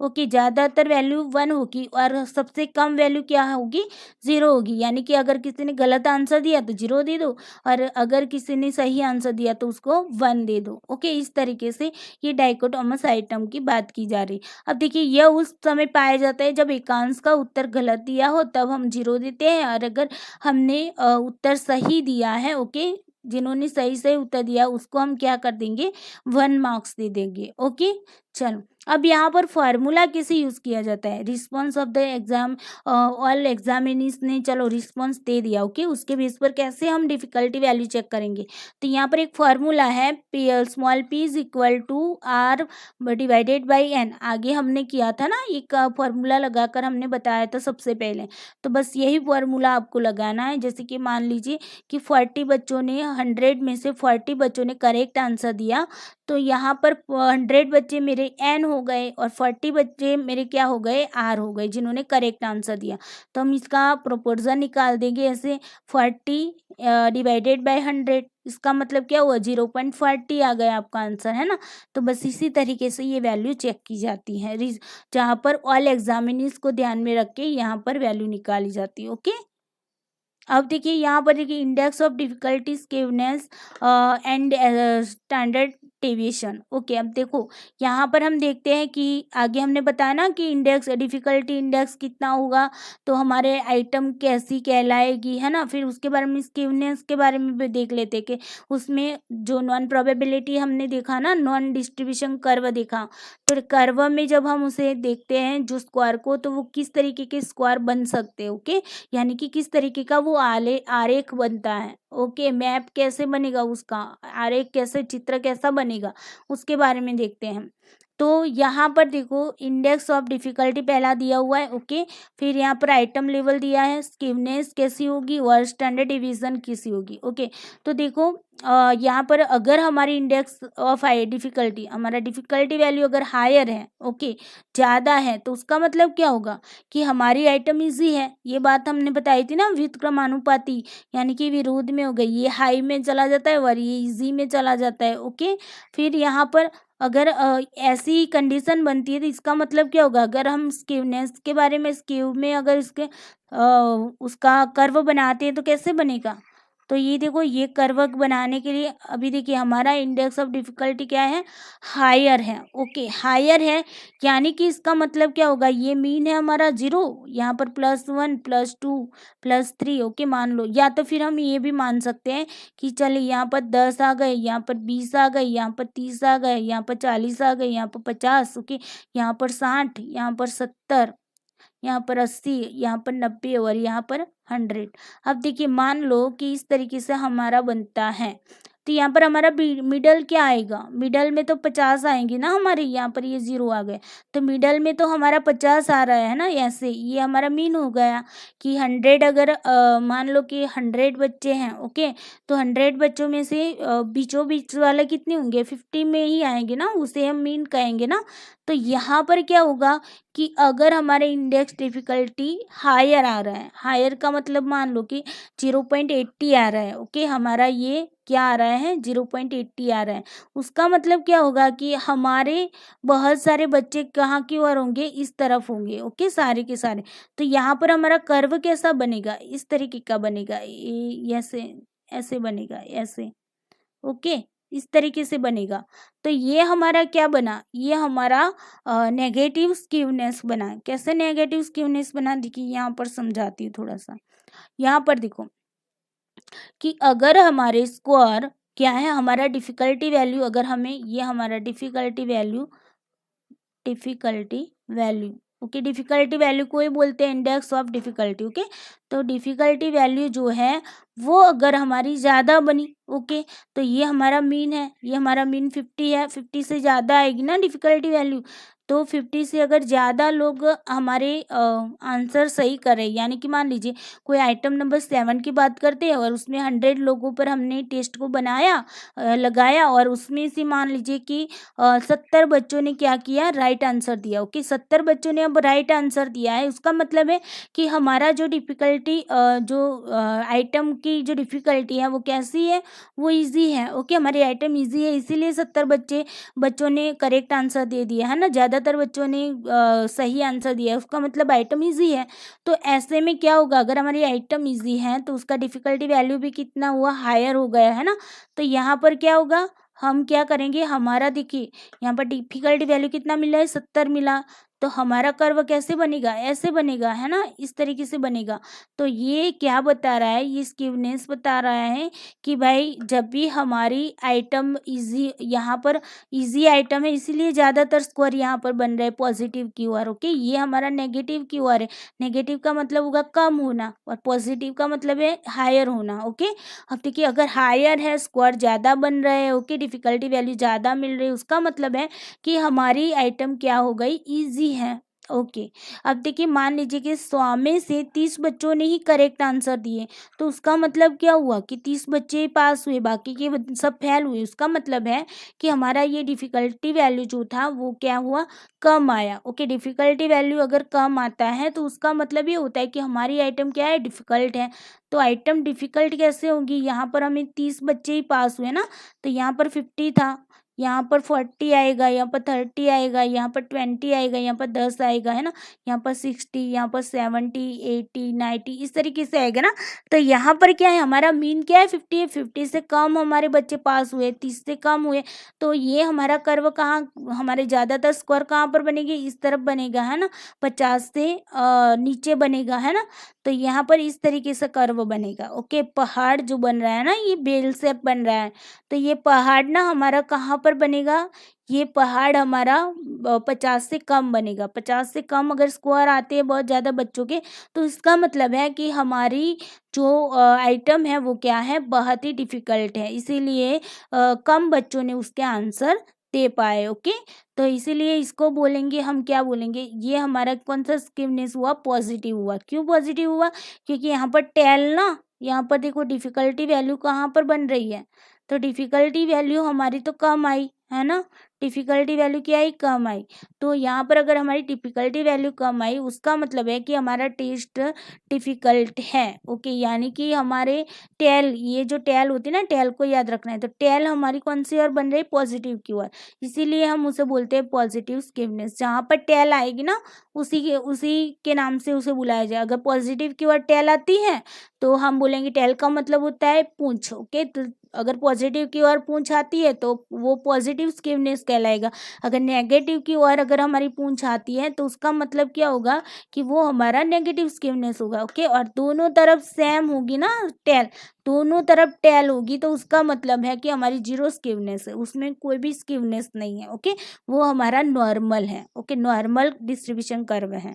तो यहाँ पर समझ में आया कि अगर हमारा पॉजिटिव स्क्यूनेस होता है तो वहाँ पर क्या देखने को मिलेगा कि हमारी जो आइटम है वो क्या है, कठिन है, डिफिकल्ट है। ओके, इसीलिए यहाँ पर फेल होने वाले बच्चों की संख्या ज़्यादा है और पास होने वाले बच्चों की संख्या कम है। ओके, अब यहाँ पर क्या होगी, अधिकतर प्राप्तांक कहाँ की ओर होंगे, बाईं ओर होंगे। ये हमारी क्या है, लेफ्ट साइड है। ओके, बाईं ओर का मतलब लेफ्ट, और यहाँ पर दाईं ओर का मतलब होगा है राइट। ओके, तो हमारी लेफ्ट साइड पर ज़्यादा स्क्वायर बनेंगे नेगेटिव स्क्वायर, पॉजिटिव स्क्यूनेस में। ओके, और फिर यहाँ पर क्या होगा, नेगेटिव में क्या होगा कि नेगेटिव में टेल नेगेटिव की ओर आ जाएगी और ज़्यादातर स्क्वायर कहाँ पर आ जाएगी, पॉजिटिव की ओर आ जाएंगे। ओके, तो यहाँ पर क्या होगा कि हमारी आइटम बहुत ईजी थी, इसीलिए बहुत ज़्यादा बच्चे पॉजिटिव की ओर आए, यानी कि 50 से ज़्यादा स्कोर प्राप्त किए, है ना। और यहाँ पर प्राप्त अंक जो होंगे वो कहाँ पर होंगे, दाईं छोर, यानी कि यहाँ पर राइट साइड पर ज़्यादा स्कोर देखने को मिलेंगे, है ना। यहाँ पर देख रहा है ना, यहाँ पर ज़्यादा, यहाँ से यहाँ देखो, यहाँ पर ज़्यादा स्कोर दिख रहा है ना। और यहाँ पर देखो पॉजिटिव में क्या था, यहाँ से यहाँ तक आपको स्कोर दिख रहा है इस तरीके से, है ना। तो यहाँ पर ये बातें याद रखनी है। फिर हमारा जो मीन होता है ना, तो मीन हमारी किसकी ओर चला जाएगा, मीन हमारा मोड और मीडियन की दाईं ओर चला जाता है, ओके, पॉजिटिव में। नेगेटिव में क्या होता है, नेगेटिव में बिल्कुल उसके विपरीत बन जाएगा कि हमारा जो मीन होगा ना वो क्या होगा, मीन होगा वो मोड और मीडियन के किस ओर जाएंगे, बाईं ओर चले जाएंगे, ओके। ये आपको याद रखना है, ओके। उसके बाद देखो कि हमारा लो एंड पर ज़्यादा प्राप्त होंगे, लो एंड, ये हमारा लो एंड है, ओके। लो एंड का मतलब जहाँ पर स्कोर कम होते हैं ना, यहाँ पर कम कम स्कोर, यहाँ पर ज़्यादा स्कोर है ना। तो लो एंड पर पॉजिटिव में क्या होगा, ज़्यादा स्कोर होंगे। और यहाँ पर क्या होगा, यहाँ पर नेगेटिव में हायर एंड पर ज़्यादा स्कोर होंगे, ये हायर एंड है ना, यहाँ पर हायर की ओर है, तो यहाँ पर ज़्यादा स्कोर होंगे। फिर हाँ, और हायर एंड की ओर यहाँ पर पॉजिटिव में क्या है, बिखरते प्राप्तांक, यानी कि यहाँ पर क्या होंगे, लो एंड की ओर ज़्यादा स्कोर होंगे और यहाँ पर कम स्कोर होंगे हायर एंड की ओर। जबकि नेगेटिव में क्या होगा, नेगेटिव में उसके विपरीत होगा कि लो एंड की ओर कम स्कोर होंगे और हायर एंड की ओर ज़्यादा स्कोर होंगे, ओके। और यहाँ पर बीच में तो क्या होगा कि यहाँ पर जो वेरिएंस होगे ना, तो वो तो बीचों बीच में आता है ना। तो देखो यहाँ से लेकर यहाँ तक ये वेरिएंस फैले हुए हैं, है ना। तो सबसे ज़्यादा वेरिएंस कहाँ पर होगा, हमारा नॉर्मल डिस्ट्रीब्यूशन में हमें देखने को मिलेगा। और यहाँ पर कठिनता का स्तर भी कैसा होगा, मध्यम होगा, ओके। मीन, मीडियन, मोड तीनों एक ही जगह पर आएंगे। तो यहाँ पर समझते हैं अब उसी बात को जो हमने आगे बताई। तो अगर हमारा index of difficulty level higher होगा तो आइटम हमारी इजी हो जाएगी। स्कीवनेस क्या बनेगा, अगर आइटम इजी है, ओके, तो स्कीवनेस बनेगा हमारा नेगेटिव। कैसे, तो इजी आइटम होगी तो स्कोर कहाँ पर आएंगे, पॉजिटिव की ओर आएंगे, है ना। तो टेल कहाँ पर बनेगी, नेगेटिव की ओर बनेगी। तो इसीलिए हमारा क्या बन गया, नेगेटिव स्कीवनेस, ओके, नेगेटिव, ओके। यहाँ पर हमारे ज़्यादातर स्कोर आए हैं पॉजिटिव की ओर, ओके। यानी कि डिफिकल्टी वैल्यू हमारा कितना है, हायर है, तो इसीलिए हमारी आइटम क्या है, इजी है, ओके। उसके बाद देखो स्टैंडर्ड डिवीज़न क्या होगा, स्टैंडर्ड डिवीज़न मैंने बताया ना। तो स्टैंडर्ड डिवीज़न देखो यहाँ पर स्मॉल होता है, यहाँ पर भी स्मॉल होता है ना, इसकी तुलना में नॉर्मल डिस्ट्रीब्यूशन की तुलना में स्मॉल होता है, ओके। तो यहाँ पर यही बात की गई है कि अगर हमारा नेगेटिव स्कीवनेस बन रहा है तो इसका मतलब हमारा स्टैंडर्ड डिवीजन है वो क्या है, ये कम है, ओके। फिर देखिए बात करते हैं इंडेक्स ऑफ डिफिकल्टी। अगर हमारा लोअर है और हमारी आइटम क्या है, डिफिकल्ट है। अगर आइटम डिफिकल्ट होगी तो स्कोर भी कम आएंगे, है ना। तो इसका मतलब है कि फेल होने वाले बच्चे ज़्यादातर होंगे। तो पूंछ हमारी कहाँ की ओर जाएगी, पॉजिटिव की ओर चली जाएगी, ओके। यहाँ पर कम बच्चे पास हुए, ये पास होने वाले बच्चे का एरिया है, ओके। तो यहाँ पर कम बच्चे पास हुए, यहाँ पर ज़्यादा बच्चे पास फेल हुए, है ना। तो ये क्या हो गया कि हमारा इंडेक्स ऑफ डिफिकल्टी क्या था, लो था, ओके, यानी कि कम था। तो कम था उसका मतलब हो गया कि हमारी आइटम उतनी ही डिफिकल्ट हो गई, ओके। अब ये कौन सा बना, पॉजिटिव। कैसे पॉजिटिव बना, क्योंकि टेल कहाँ पर है, पॉजिटिव की ओर, ओके। तो स्कीवनेस भी हमारा क्या बन गया, पॉजिटिव बन गया। अब देखिए यहाँ पर भी स्टैंडर्ड डिवीजन क्या बन रहा है, यहाँ पर भी स्मॉल बन रहा है नॉर्मल डिस्ट्रीब्यूशन कर्व की तुलना में, ओके। यहाँ पर ये हमारा नॉर्मल डिस्ट्रीब्यूशन कर्व है। तो यहाँ पर वेरिएंस देखो यहाँ से यहाँ तक का हिस्सा होता है ना, ऐसे हिस्सा होता है। तो यहाँ पर देखो इस तरीके का ये हिस्सा है। तो यहाँ पर ज़्यादातर वेरिएंस दिखने को मिलते हैं ना, यहाँ से यहाँ तक आपको दिखने को मिलता है। लेकिन यहाँ पर ऐसा नहीं होता है, यहाँ पर यहीं तक ख़त्म हो जाता है, ओके। तो ये भी हमारा क्या हो, पॉजिटिव में भी हम स्टैंडर्ड डिवीजन क्या होगा, स्मॉल होगा। फिर बात करते हैं इंडेक्स ऑफ डिफिकल्टी की, तो वो क्या होगा, मॉडरेट अगर होता है, यानी कि हमें इंडेक्स ऑफ डिफिकल्टी मॉडरेट मिलता है तो उसका आइटम लेवल भी मॉडरेट होगा और उसका स्कीवनेस 0 होगा, जो नॉर्मल डिस्ट्रीब्यूशन कहलाता है ना, जहाँ पर कोई भी स्कीवनेस नहीं होगी, ओके। वैषम्यता बिल्कुल भी वहाँ पर नहीं दिखने को मिलेगी, सब कुछ नॉर्मल होगा। और वहाँ पर हमारा स्टैंडर्ड डिवीजन कैसा होगा, लार्ज साइज होगी, ओके। यहाँ पर देखो ये लार्ज है ना, तो यहाँ पर वेरिएंस लार्ज होंगे, ओके। चलो उसके बाद बात करते हैं index of difficulty and reliability. Okay, हमारी इंडेक्स ऑफ डिफिकल्टी जो है उसकी रिलायबिलिटी कैसे चेक करेंगे, कहाँ तक कि उसकी विश्वसनीयता रहेगी। ओके, उसके बारे में देखते हैं।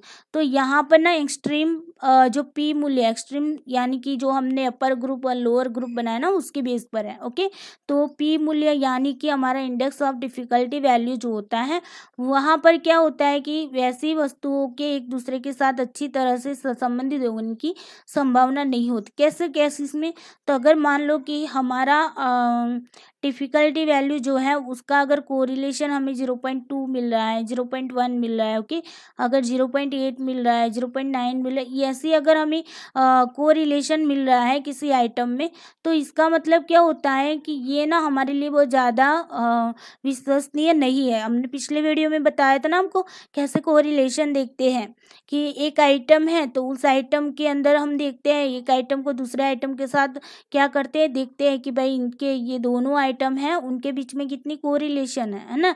आइटम नंबर 4 है, आइटम नंबर 5 है, दोनों के बीच में कितनी कोरिलेशन है।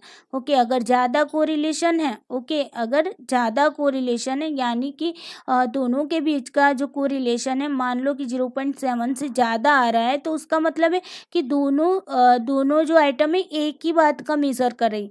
तब दोनों आइटम अगर एक ही बात का मेज़र कर रही है तो दोनों को रखने की क्या ज़रूरत है, किसी एक को रखेंगे तो भी चलेगा, है ना।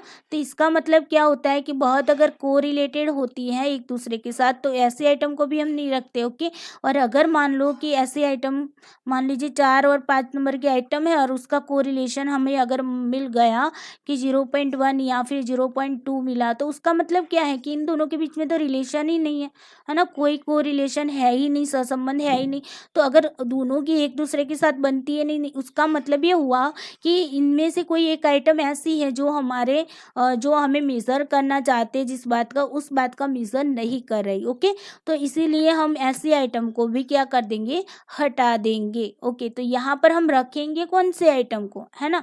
0.1 वाली तो हमें लेनी नहीं क्योंकि वो तो बिल्कुल भी कोरिलेशन बहुत कम बता रहा है।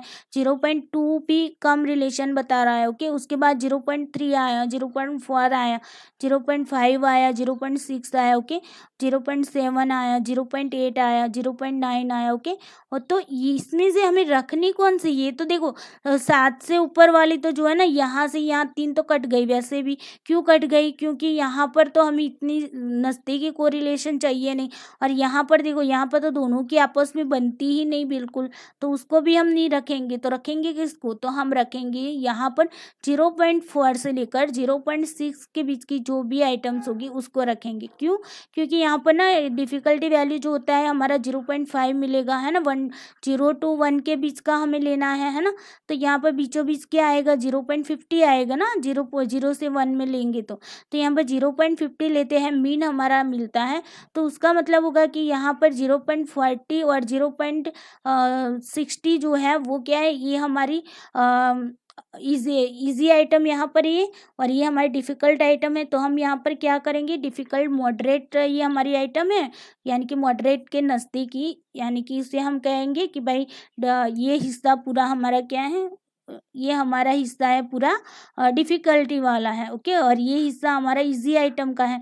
तो उनमें से हम क्या करेंगे कि मॉडरेट के नज़दीक में कौन सा हिस्सा रहता है ये दोनों को ले लेंगे, यानी कि ये हमारी क्या होगी, मॉडरेट इजी होगी, और ये हमारी क्या होगी, मॉडरेट डिफ़िकल्ट होगी। तो इन तीनों को ले लेंगे, यानी कि 0.40 से लेकर 0.60 का जो हिस्सा होता है ना उसको ही हम यहाँ पर प्राथमिकता देंगे अपने टेस्ट में। ओके, फिर यहाँ पर यही बात बताई गई कि इसलिए परीक्षण में कम आंतरिक स्थिरता यानी कि लोअर इंटरनल कंसिस्टेंसी और कम विश्वसनीयता गुणांक यानी कि रिलायबिलिटी कोफिशिएंट होगा। ओके, कम होगा। अगर हम ज़्यादा कोरिलेशन वाली बात लेते हैं तो अभी क्या होगा, उसमें भी कोई बात नहीं बनने वाली, और अगर कम कोरिलेशन वाले को लेते हैं तो अभी बात नहीं बनेगी। ओके, तो हमें मीडियम रूप से काम करना होगा। मीडियम में भी क्या करना पड़ेगा, मॉडरेट में भी हाई डिफ़िकल्ट मॉडरेट लेना है और इजी मॉडरेट लेना है, और मॉडरेट तीनों को ले लेना है। ओके, तो तीनों को कब ले पाएंगे, जब हम 0.4 से लेकर 0.6 तक का हिस्सा लेते हैं। ओके, अभी देखिए यहाँ पर हमने आइटम डिफिकल्टी इवेल्युएशन का यहाँ पर एक चार्ट बनाया है। तो देखो यहाँ पर क्या बताया गया कि अगर हम 0.20 से 0.30 यानी कि 0.30 से कम लेते हैं तो वो सारी आइटम हमारी क्या हो गई, मोस्ट डिफिकल्ट हो गई। ओके, अब देखिए 0.30 से लेकर 0.40 तक का अगर हमें डिफिकल्टी लेवल मिलता है उसका मतलब होगा कि ये हमारी आइटम क्या है, डिफिकल्ट है। ओके, उसके बाद देखो 0.40 से लेकर 0.60 अगर लेते हैं तो उसका मतलब है कि हमारी जो आइटम है वो मॉडरेट डिफिकल्ट है। Okay, moderate difficult and easy दोनों होगी यहाँ पर। ओके, मॉडरेट लेवल पर होगी।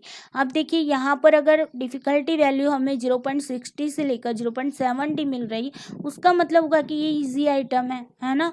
अगर यहाँ पर 0.70 से ज़्यादा मिल रही है यानी कि 0.70 से ऊपर मिल रही, तो उसका मतलब होगा कि ये मोस्ट ईजी है, बहुत ईजी है ना। तो ऐसे आइटम को तो रखना नहीं, ईजी और मोस्ट ईजी को तो रखना नहीं हमें, है ना। और डिफ़िकल्ट और मोस्ट डिफ़िकल्ट को भी नहीं रखना है। तो हमें रखनी कौन सी है, तो हमें रखनी है मॉडरेट लेवल पर रखनी है, यानी कि ईजी मॉडरेट और डिफ़िकल्ट मॉडरेट। ओके, दोनों और बीच में आएगा आपका मॉडरेट, यानी कि 0.40, 0.50 और 0.60, यानी कि 0.40 से लेकर 0.60 वाला हम हिस्सा लेना है। ओके, तो यहाँ पर देखो इसी तरीके से अगर माना जाए कि हमारा क्या है 0.50 है। ओके, यहाँ पर 0.60 है, ये 0.70 है, ये 0.80 है। ओके, समझो। और यहाँ पर 0.40 है, यहाँ पर 0.30 है, यहाँ पर 0.20 है। तो हम सबसे ज़्यादा हमने क्या बताया कि सबसे ज़्यादा हमारी जो भी वेरिएंस कहाँ पर मिलेंगे, तो यहाँ से यहाँ तक आपको देख रहा है ना, बेल शेप यहाँ पर बन रहा है। तो यहाँ से यहाँ वेरिएंस अगर बन रहा है तो उसका मतलब होगा कि हमें आइटम ऐसी लेनी चाहिए इस तरीके से। ओके, तो वो ना ही ज़्यादा इजी होनी चाहिए ना ही डिफ़िकल्ट होनी चाहिए। ओके, तो इस तरीके से हम इसे यहाँ पर आपको याद रखना, अगर एग्ज़ाम में पूछा जाए कि हमारी डिफ़िकल्टी जो वैल्यू होती है वो कितनी होनी चाहिए, डिफ़िकल्टी वैल्यू कितनी लेनी चाहिए हमारे आइटम में, तो 0.40 टू 0.60, या तो फिर आप ये इस तरीके से याद रख सकते हैं 0.4 टू 0.6 होनी चाहिए। ओके, ये आपको याद रखना है। उसके बाद बात करते हैं portion of the group method के बारे में। ओके, तो portion of the group method में क्या होगा, तो यहाँ पर पोर्शन का मतलब होता है कुछ अंश को लेना। ओके, अब देखिए यहाँ पर इस प्रकार की विधि में एकांश के पी को सभी उत्तरदाता या व्यक्तियों द्वारा दिए गए उत्तरों के आधार पर नहीं करते। पहले हमने क्या किया था कि ऑल एग्जामिनीज को देखते थे और उसके बेस पर हम प्रोपोर्शन निकालते थे, है ना। तो यहाँ पर ऐसा नहीं होगा, यहाँ पर हम क्या करेंगे, पूरे के पूरे जितने भी उत्तरदाता होंगे ना, एग्जामिनीज होंगे, तो उनको ना हाईएस्ट से लेकर लोअर तक के स्क्वायर में उनको बांट देंगे। ओके, उनको अरेंज कर देंगे, व्यवस्थित कर देंगे और उसमें से कुछ हिस्सों को लेंगे और उसके बेस पर हम क्या करेंगे, पूरी कैलकुलेशन करेंगे। ओके, समझते हैं आगे। तो देखिए सभी उत्तरदाताओं के परीक्षण यानी कि टेस्ट के कुल प्राप्तांक यानी कि टोटल स्क्वायर के आधार पर उच्चतम से न्यूनतम, ओके, हाईएस्ट से लेकर लोएस्ट की ओर हम क्या करेंगे, उनको लगा देंगे। ओके, फिर उसमें से क्या करेंगे, अब उसमें से हम ऊपर से 27% लोगों को ले लेंगे और नीचे से 27% लोगों को ले लेंगे। ओके, अब देखिए जो ऊपर से हमने 27% व्यक्तियों को लिया उसे हम कहेंगे अपर ग्रुप और नीचे से जो 27% लोगों को लिया उसे कहेंगे लोअर ग्रुप। हम एग्जाम्पल के थ्रू पीछे समझते हैं, अभी इसको सिर्फ थोड़ा सा समझो। ओके, अब देखिए अपर ग्रुप होता है उसी को बोलते हैं सुपीरियर ग्रुप, जो मैंने आगे भी बताया। लोअर ग्रुप जो होता है उसको बोलते हैं इंफीरियर ग्रुप। ओके, अब देखिए इस तरह से हमने क्या किया, बीच वाला 46% व्यक्तियों को हटा दिया। ओके, ऊपर से 27 को लिया, बीच में से नीचे से 27 को लिया और बीच में जो 46% लोग रहते थे ना उनको हम हटा लेते हैं। ओके, और फिर हमारा 54% के ही आधार पर हम क्या करते हैं, आइटम के कठिनता स्तर की जांच करते हैं। ओके, अब देखिए ऐसी परिस्थिति में ज्ञात किया कठिनता स्तर यानी कि हमारा जो डिफिकल्टी वैल्यू पी है उसका मान लगभग वही होता है जो सभी केसेस यानी कि 46%, 54% इज इक्वल टू 100% केसेस के आधार पर हम करते हैं। ओके, चलिए इसे समझते हैं। तो हमने मान लीजिए एक एग्जाम्पल ले लेते हैं, यहाँ पर हमारे मान लीजिए कि 10 कैंडिडेट हैं। Okay, 4, 5, 6, 7, 8, no. ऐसे मान लो कि हमने 100 लोगों को ले लिया, ओके, ये हमने क्या किया, 100 लोगों को टेस्ट के लिए चुन लिया। अभी हम क्या करेंगे, उनके जो भी स्कोर आएंगे ना, इन सभी के स्कोर को क्या करेंगे, हाईएस्ट से लोअर की ओर हम उसे रख देंगे। हाईएस्ट से लोअर की ओर कैसे रखेंगे, हाईएस्ट से लोएस्ट की ओर। जैसे कि 100 मार्क्स का टेस्ट था, तो जिनके भी देखो, जैसे कि 95 आए, किसी के 94 आए, किसी के मान लीजिए कि 28 आया, किसी का 45 आया, किसी का मान लीजिए 46 आया, किसी का 78 आया। तो इन जो भी स्कोर हमें मिला ना 1 से लेकर 100 लोगों का, तो उनको हम हाईएस्ट से लोअर की ओर हम लगा देंगे। ठीक है, यहाँ पर हाईएस्ट स्कोर कौन सा है, तो आप बताओगे 94 है।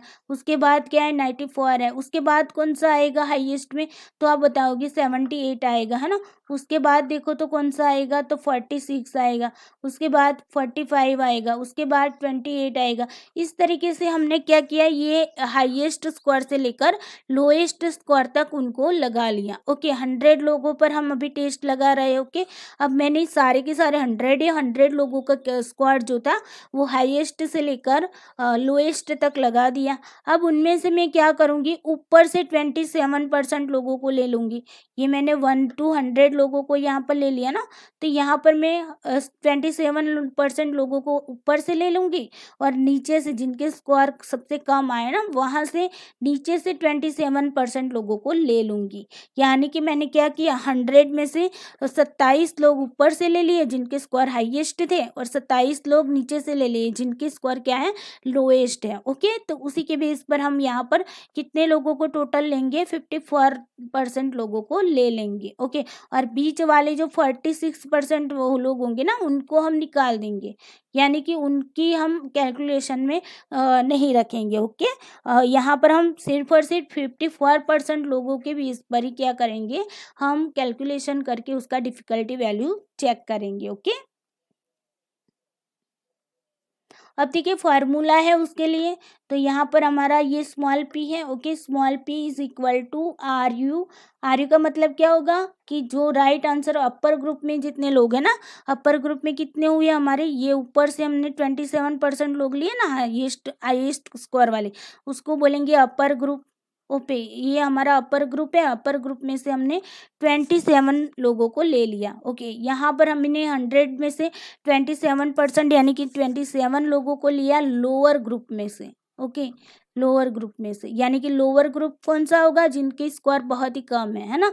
तो यहाँ पर हमने क्या किया कि RU यानी कि जितने आंसर करेक्ट देने वाले अपर ग्रुप में से भी 27 अपर ग्रुप में है हमारा। ओके, जिसे हम UG लिखते हैं। ओके भी, और लोअर ग्रुप जिसे LG लिखती हूँ मैं अभी, तो उसमें कितने 27 लोग हैं। ओके, अब मान लीजिए कि मैं आइटम नंबर 10 का क्या कर रही हूँ, आइटम नंबर 10 का मैं यहाँ पर चेक कर रही हूँ कि कितने लोगों ने आंसर दिया, और उसका आइटम नंबर 10 का डिफिकल्टी वैल्यू कितना आ रहा है। ओके, वो मैं चेक कर रही।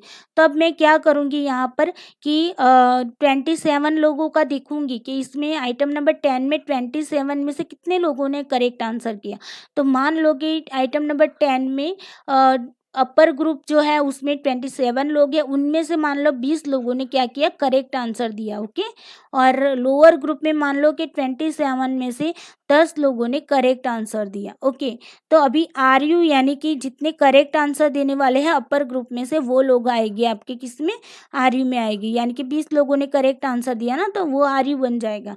प्लस RL का मतलब होगा कि लोअर ग्रुप में कितने लोगों ने 27 लिए, तो 27 में से कितने लोगों ने करेक्ट आंसर दिया, वो आएगा। ओके, NU का मतलब क्या होगा, NU का मतलब होगा कि हमारे जो अपर ग्रुप में जितने लोग हैं ना, अपर ग्रुप में हमने कितने लिए, 27 लोग लिए, तो वो हमारा NU कहलाएगा। ओके, प्लस NL का मतलब क्या होगा कि लोअर ग्रुप में हमने कितने लोगों को लिया, तो लोअर ग्रुप में हमने 27 लोगों को लिया, तो वो हमारा NL हो जाएगा। ओके, अभी देखिए ये ना स्मॉल l है। ओके, चलो अब फॉर्मूला के आधार पर हम इसे लगा लेते हैं। तो हम देखो यहाँ पर P10 10 नंबर के आइटम का देख रहे हैं ना, तो P10 is equal to RU कितना है, RU हमारा 20 है करेक्ट आंसर। अपर ग्रुप में करेक्ट आंसर देने वाले 20 लोग हैं, तो यहाँ पर 20 लिख दिया। प्लस RL का मतलब क्या है कि लोअर ग्रुप में करेक्ट आंसर देने वाले कितने लोग हैं, तो 10 है, तो यहाँ पर हमने 10 लिख दिया। अब देखिए NU, ओके, टोटल कितने थे अपर ग्रुप में? 27 थे।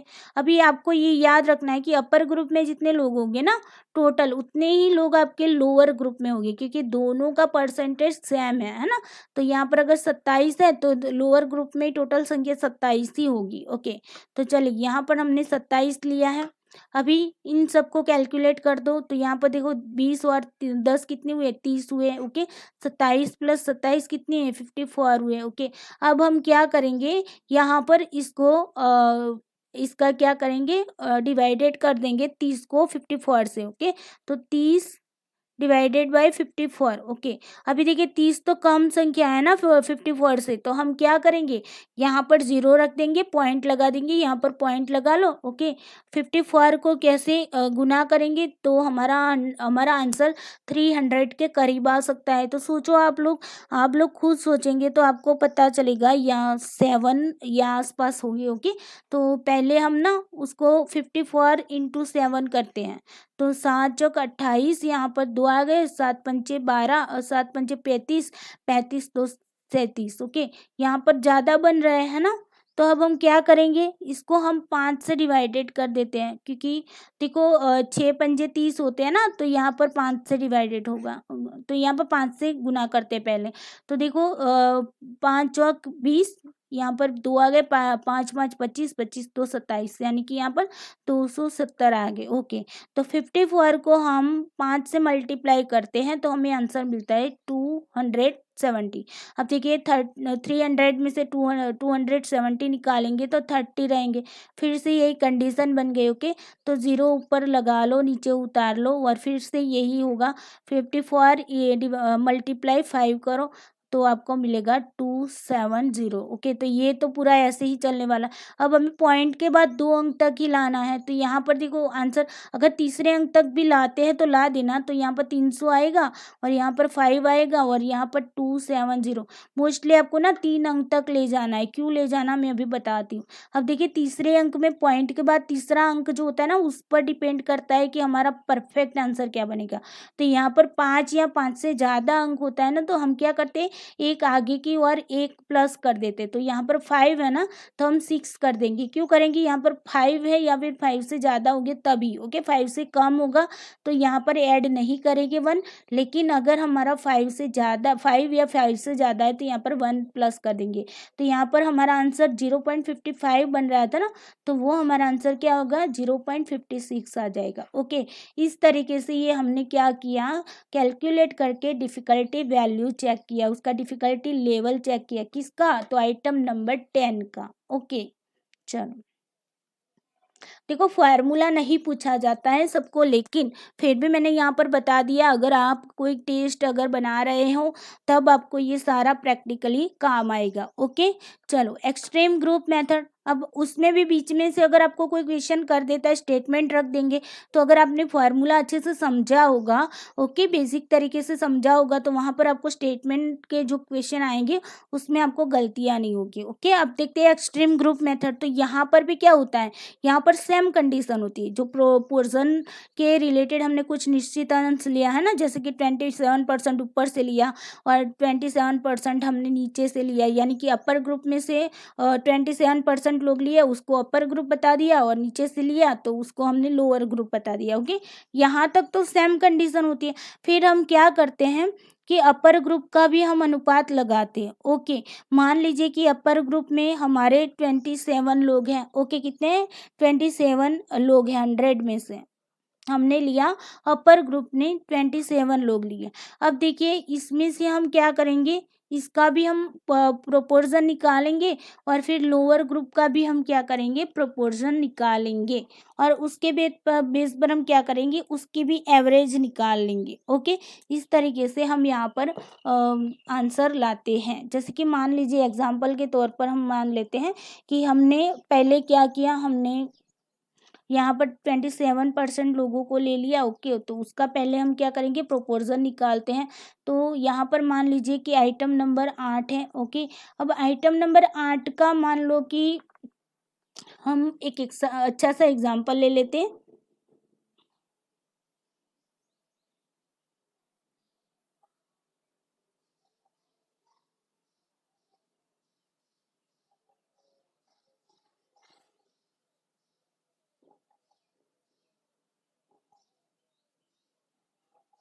ओके चलो, अब यहाँ पर हम क्या करेंगे, यहाँ पर मान लो कि हमने 20% लोगों को ले लिया, तो मान लो कि हमने टोटल 370 लोगों को लिया था। ओके, अब उनमें से हमारे 100 लोग हो गए हमारे 20%, और यहाँ पर अब लोअर ग्रुप में हो गए 100। ओके, अब देखिए ये 100 लोग हैं ना, तो उनमें से मान लो कि कितने लोगों ने आंसर करेक्ट किया, तो 100 में से मान लो कि 50 लोगों ने क्या किया, आंसर करेक्ट किया। यहाँ पर आइटम नंबर ले लेते हैं, 12 नंबर की आइटम। ओके, अब ये हमारा अपर ग्रुप है, ये हमारा लोअर ग्रुप है। अपर ग्रुप में 100 में से कितने लोगों ने आंसर करेक्ट किया, 50 लोगों ने, तो उसका प्रोपोर्शन कैसे निकलेगा, 50 डिवाइडेड बाई 100। 100 क्यों, क्योंकि यहाँ पर हमारे अपर ग्रुप में टोटल कितने 100 लोग हैं। ओके, तो यहाँ पर हमारा आंसर क्या बनेगा, तो देखो यहाँ पर 0.50 बनेगा, है ना। उसके बाद देखो कि अगर हमने यहाँ पर 100 लोग लोअर ग्रुप में भी लिया है। ओके, अब लोअर ग्रुप में मान लो कि 70 लोगों ने नहीं 30 लोगों ने क्या किया, करेक्ट आंसर दिया। ओके, लोअर ग्रुप में, तो उसका क्या होगा, 30 डिवाइडेड बाई 100, यानी कि 0.30 होगा। ओके, ये हमने क्या किया, ये अपर ग्रुप का निकाला, ये लोअर ग्रुप का निकाला। उसके बाद हम क्या करेंगे, इन दोनों का एवरेज निकालेंगे, यानी कि upper group plus lower group divided by कितने, 2 ग्रुप है ना, तो 2। ओके, अब देखिए अपर ग्रुप के कितने मिले हैं हमें, 0.50 मिले हैं, और लोअर ग्रुप के 0.30। तो यहाँ पर लगाते हैं 0.50 प्लस 0.30 डिवाइडेड बाय 2। ओके, तो यहाँ पर कितना होगा, 0.50 प्लस 0.30, यानी कि यहाँ पर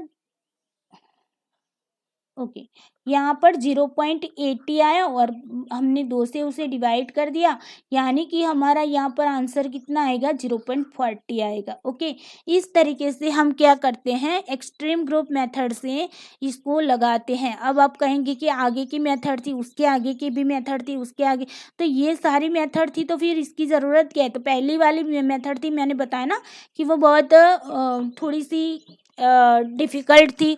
उसके बाद हमने ये लगाई, तो ये मेथड थोड़ी सी इजी थी। ओके, और यहाँ से लेकर ये जो मेथड है ना, वो सबसे इजी है। ओके, इसीलिए इसका यूज़ किया जाता है। ओके, आप तीनों में से किसी भी मेथड से करेंगे तो भी आपके आंसर क्या बनेंगे, करेक्ट ही बनेंगे। ओके, चलो जी, अब बात करते हैं आगे। अब आते हैं करेक्शन फॉर गेसिंग। अब देखो क्या होता है कि आपने ना किसी आइटम का डिफ़िकल्टी लेवल तो चेक कर लिया, लेकिन मान लीजिए किसी आइटम का डिफ़िकल्टी लेवल हमारा 0.80 आया। ओके, अब देखिए इसमें क्या होता है कि 100 लोगों में से 80 लोगों ने क्या किया, करेक्ट आंसर दिया, तभी तो यहाँ पर 0.80 आ रहा है ना। लेकिन कुछ ऐसे भी बच्चे होंगे 80 में, है ना, 80 करेक्ट आंसर देने वाले जो बच्चे हैं, उनमें से कुछ 10 या 20 लोग ऐसे भी होंगे, मान लो एग्जाम्पल के तौर पर, कि उन्होंने गेसिंग वर्क किया होगा। गेसिंग वर्क का मतलब समझते हो ना, तुक्का लगाना। तो कुछ ऐसे भी स्टूडेंट होंगे जिन्होंने तुक्का लगाया होगा और उनका आंसर करेक्ट हो गया होगा।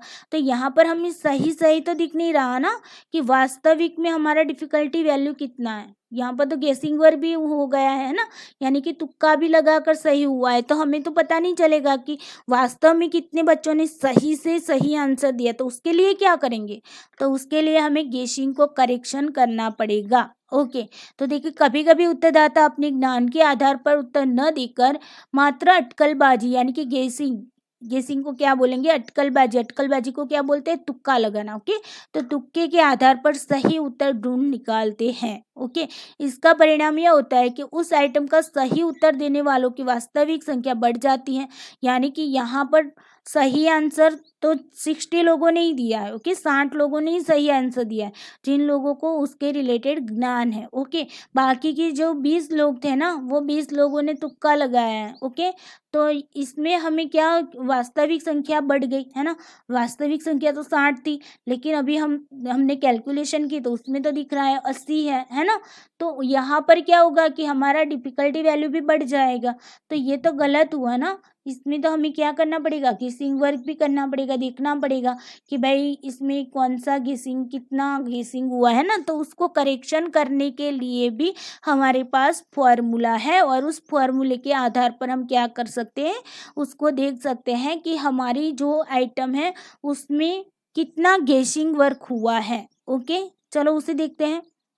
तो उसके लिए फॉर्मूला है, एस का मतलब होगा कि हमारा करेक्ट स्क्वायर क्या आ रहा है। ओके, हमें करेक्ट स्क्वायर ढूंढना है। तो उसमें देखो क्या होगा, R minus W divided by K minus L. Okay, R का मतलब क्या होगा कि जिन लोगों ने सही अनुक्रिया दी, जिन लोगों ने सही करेक्ट रिस्पॉन्स दिया, उनकी संख्या। ओके, डब्ल्यू का मतलब क्या होगा, जितने लोगों ने गलत आंसर दिया उन लोगों की संख्या। और के का मतलब क्या होगा कि हमने जो आइटम रखी है, मान लीजिए कि आइटम नंबर 10 रखी। ओके, तो उसमें हमने कितने ऑप्शन दिए हैं, 2 ऑप्शन दिए हैं या फिर 3 ऑप्शन दिए हैं। ओके, या फिर 4 ऑप्शन दिए हैं, या फिर मान लो कि 5 ऑप्शन दिए। ओके, यहाँ पर 3 ऑप्शन मान लो। ओके, तो हमने कितने ऑप्शन उनको दिए हैं आंसर ढूंढने के लिए। ओके, कभी कभी हम यस नो देते हैं तो वो हमारे 2 ऑप्शन बन जाते हैं ना, कभी कभी 3 ऑप्शन देते हैं, कभी कभी 4 ऑप्शन भी देते हैं, कभी कभी 5 ऑप्शन देते हैं चुनने के लिए, है ना। तो उसमें से हमने कितने ऑप्शन उनको दिए हुए हैं। ओके, यहाँ पर उसका मतलब के होगा, अगर हमने 2 ऑप्शन दिए तो के हमारा 2 हो जाएगा। अगर हमने 3 ऑप्शन दिए उस क्वेश्चन में तो हमारा के 3 हो जाएगा। अगर हमने क्वेश्चन में 4 ऑप्शन दिए तो वो हो जाएगा हमारा के 4 हो जाएगा। अगर हमने ऑप्शन में 5 ऑप्शन दिए हैं तो हमारा के क्या हो जाएगा, 5 हो जाएगा। ओके, तो इस तरीके से यहाँ पर समझा जाए। एल का मतलब होगा कि हम आंसर कितने देते हैं, यानी कि एक ही देंगे ना हम आंसर, तो यहाँ पर -1 हो जाएगा। ओके, चलो अब उन फार्मूला के बेस पर हम समझते हैं कि मान लो कि 100 लोग हैं। ओके, कोई हमारी आइटम नंबर 10 है, आइटम नंबर क्या है, 10 है। ओके, अब उसमें से 100 में से मान लो कि 60 बच्चों ने करेक्ट आंसर दिए, 40 बच्चों ने क्या दिए, इनकरेक्ट दिया। ओके, 60 बच्चों ने क्या है, करेक्ट आंसर दिया और 40 बच्चों ने इनकरेक्ट आंसर दिया। तो अब कैसे हम गेसिंग वर्क को चेक करेंगे। ओके, हम करेक्ट स्क्वायर कैसे प्राप्त कर पाएंगे। ओके, तो उसको देखते हैं यहाँ पर। तो S is equal to R, R कितने करेक्ट है हमारे, 60। ओके, 60 माइनस इनकरेक्ट, डब्ल्यू का मतलब होगा इनकरेक्ट, है ना। तो इनकरेक्ट कितने हैं, 40 हैं। ओके, 40 डिवाइडेड बाय के, यानी कि मान लो कि हमने जो आइटम नंबर 10 है उसमें 5 ऑप्शन दिए हैं। ओके, हमने क्या दिए, 5 ऑप्शन दिए, विकल्प जिसे बोलते हैं ना। तो 5 ऑप्शन दिए हैं तो 5 माइनस क्या करेंगे, 1 करेंगे। ओके, यहाँ पर 1 का मतलब होगा कितने आंसर चूज करने हैं। ओके, तो चूज तो एक ही आंसर करना होता है ना। तो यहाँ पर हमने 5 में से एक ही आंसर को चूज किया, बाकी तो सारे मेरे डिस्ट्रैक्टर हैं, है ना। तो उसके बेस पर यहाँ पर समझना है। तो 60 माइनस, अब देखिए इसको कैलकुलेट करते हैं। 40, 5 में से 1 जाएगा तो 4 रहेगा। अब देखिए इसे उड़ा दो भाई, तो 10 चौक 40 हो जाएगा। ओके, यहाँ पर 60 माइनस कितना हुआ, 10 हुआ, यानी कि हमारा 50 हमारा क्या हुआ, जो करेक्ट हमारा स्क्वायर बन रहा है वो 50 बन रहा है। ओके, पहले हमारा क्या बन रहा है, तो मान लीजिए कि हमारा, अगर हम इसके बेस पर अगर डिफ़िकल्टी वैल्यू चेक करते हैं तो क्या होगा कि 60 सही है तो 60 डिवाइडेड बाय 100 करते हैं ना। तो यहाँ पर कितना मिलता था, 0.60 मिलता था, ये आता था हमारा डिफ़िकल्टी वैल्यू। लेकिन अब हमारा डिफ़िकल्टी वैल्यू क्या आया, अब हमारा डिफ़िकल्टी वैल्यू आ गया 50 आ गया। ओके, तो इसका मतलब क्या होगा कि पहले हमारा क्या था, 60 मिलता था। ओके, 0.60 मिलता था और अब हमें कितना मिल रहा है, अब उसको अनुपात में हम कन्वर्ट करते हैं तो 0.50 आ जाएगा। ओके, अनुपात में कन्वर्ट करना होता है ना। तो यहाँ पर हम क्या करेंगे, इसको अनुपात में लगा देंगे, यानी कि 50 डिवाइडेड बाय 100 कर देंगे, तब हमें अनुपात मिलेगा। ओके, तो ये हमें अनुपात कितना मिला, 0.50 मिला। ओके, समझ में आ गया। तो इस तरीके से हम क्या करते हैं, गेसिंग वर्ड चेक करते हैं। अब देखो गेसिंग वर्ड चेक करने के बाद हमने करेक्शन करके चेक किया, तब हमें पता चला कि यहाँ पर ना 50% 0.50 लोग हैं। ओके, यानी कि 0.50 डिफिकल्टी लेवल आ रहा है, पहले 0.60 आ रहा था। तो यहाँ पर 0.10 तक का क्या हुआ है, गेसिंग वर्क हुआ है। ओके, चलो अब बात करते हैं। अब देखो हमने गेसिंग वर्क भी चेक कर लिया। ओके, अब हमें ये भी देखना है कि भाई हमारी आइटम जो है उसका आदर्श जो होते हैं ना, आदर्श डिफिकल्टी लेवल कितना होगा, आदर्श कठिनाई स्तर कितना हो सकता है। ओके, अगर हमें आदर्श कठिनता स्तर देखना है, यानी कि जिसे हम बोलते हैं ऑप्टिमल डिफिकल्टी लेवल, तो अगर हमें ऑप्टिमल डिफिकल्टी लेवल चेक करना है किसी आइटम का तो कैसे करेंगे।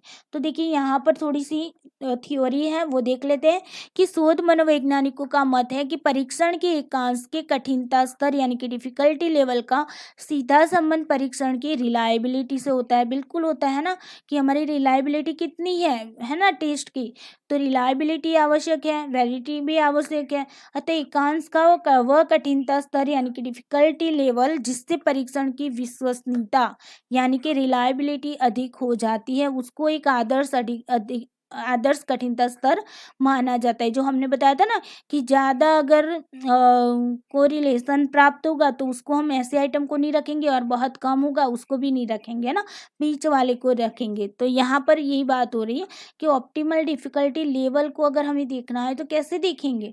तो देखिए, शोध मनोवैज्ञानिकों ने यह भी स्पष्ट कर दिया है कि किसी भी परीक्षण के एकांशों का अगर हमें ऑप्टिमल डिफिकल्टी लेवल चेक करना है तो उस परीक्षण के एकांशों की जो कुल संख्या होती है ना, टोटल हमने कितने एकांश लिए, तो मान लीजिए कि हमने टेस्ट लगाया एंजाइटी का, ओके, एंजाइटी का अगर हमने टेस्ट लगाया तो उसमें कितनी टोटल हमने क्वेश्चन रखे, तो मान लीजिए मैंने 100 क्वेश्चन रखा, तो वो हमारी क्या हो जाएगी, कुल एकांश संख्या हो गई। ओके, अब देखिए उस और संयोग प्राप्तांक जिसे हम चांस स्क्वायर भी बोलते हैं, तो चांस स्क्वायर क्या होगा उसके बारे में आगे देखते हैं। तो उस पर निर्भर करता है, ये दोनों बातों पर क्या करता है, निर्भर करता है। ओके, चलिए यहाँ पर देखते हैं। तो यहाँ पर ये फॉर्मूला है, ओके, ऑप्टिमल डिफिकल्टी लेवल, उसका फॉर्मूला पहले देख लेते हैं, C S plus P S minus C S divided by 2। Okay, अब सी एस क्या है, तो सी एस है हमारा संयोग प्राप्तांक, चांस स्क्वायर। ओके, ये चांस स्क्वायर क्या होता है, तो जो हम गेसिंग करेक्शन करते हैं ना, उसके बाद जो डिफिकल्टी वैल्यू मिलती है ना, वो ही हमारा क्या होता है, चांस स्क्वायर होता है।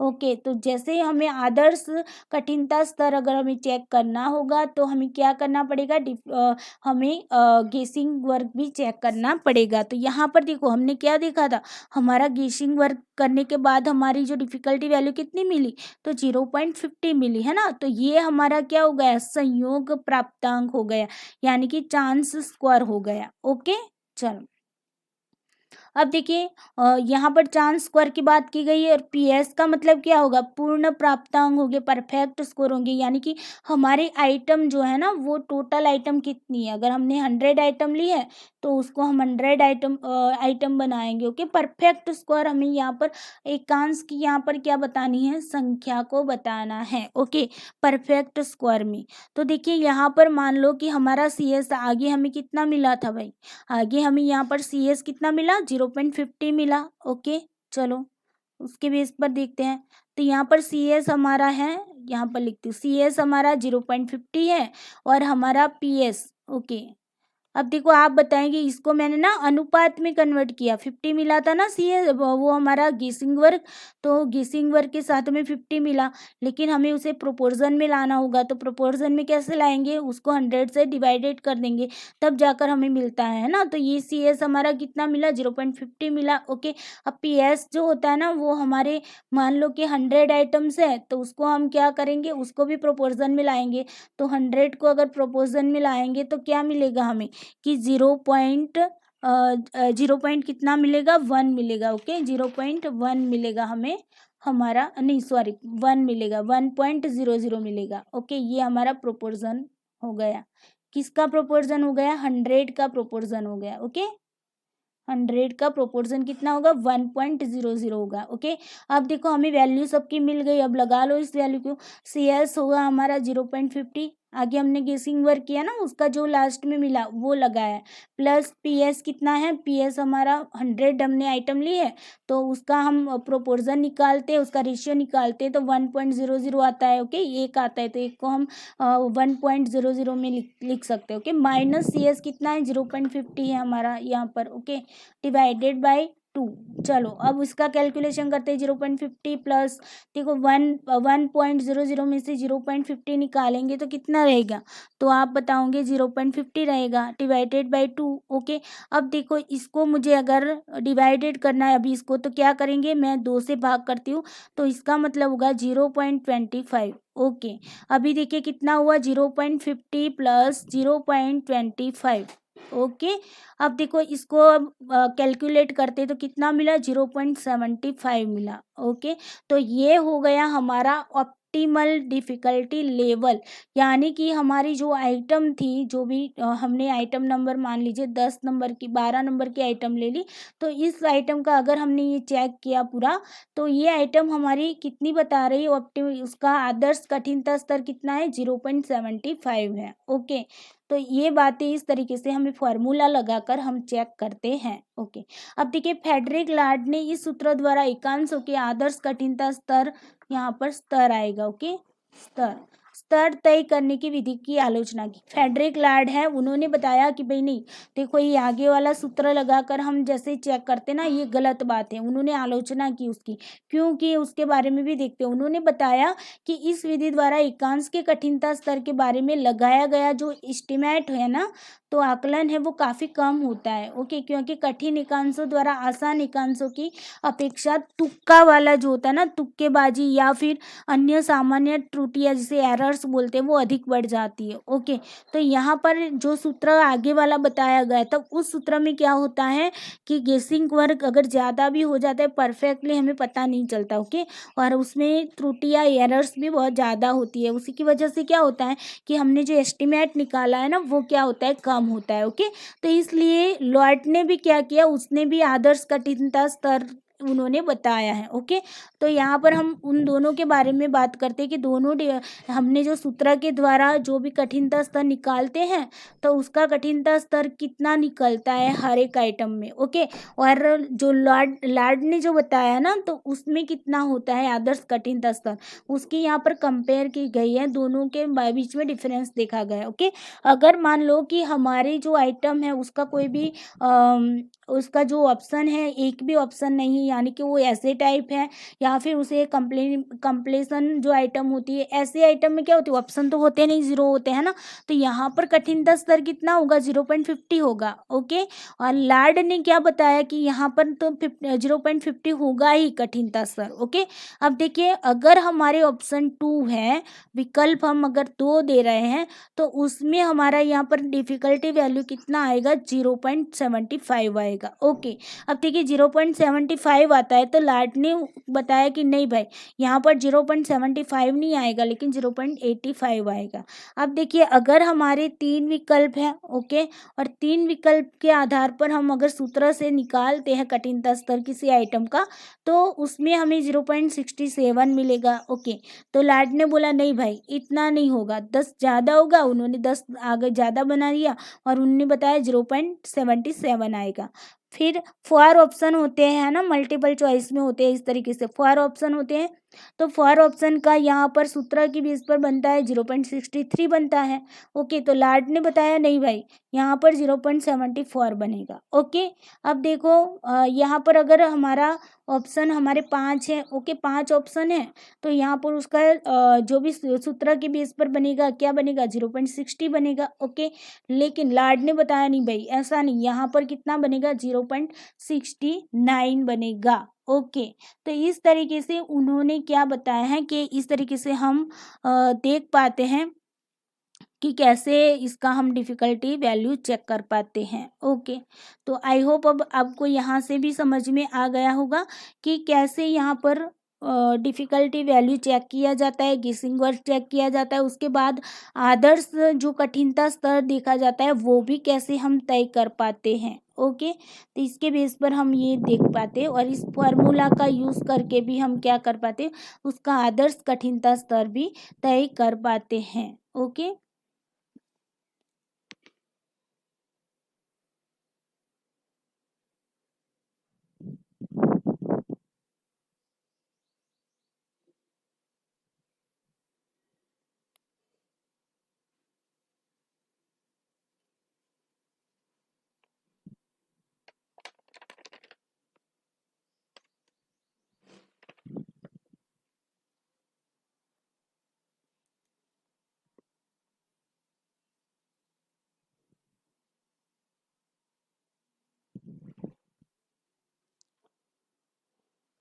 ओके, तो चलिए दोस्तों, ये था आपका पूरा का पूरा item difficulty. Okay, I hope आप लोगों को अच्छे से समझ में आ गया होगा, आइटम डिफ़िकल्टी क्या होता है, क्या क्या उसमें होता है। ओके, तो आप लोगों को मुझे ये बताना है कि आपको ये वीडियो कैसा लगा है। कमेंट बॉक्स में कमेंट करके ज़रूर बताना। ओके, पूरा का पूरा आइटम डिफ़िकल्टी अच्छे से समझाने का प्रयास आप लोगों को किया हुआ है। आई होप आप लोगों को वीडियो अच्छा लगा होगा। ओके, अब वीडियो को लाइक करना भी नहीं भूलना है। ओके, और आज के लिए इतना ही। घर पे रहिए, सुरक्षित रहिए, अपना और अपने दोस्तों का और अपने परिवार का ख्याल रखो। ओके, और इस चैनल को देखते रहो, वीडियो को देखते रहो और शेयर भी करते रहो। चलिए दोस्तों, आज के लिए इतना ही। Thank you so much.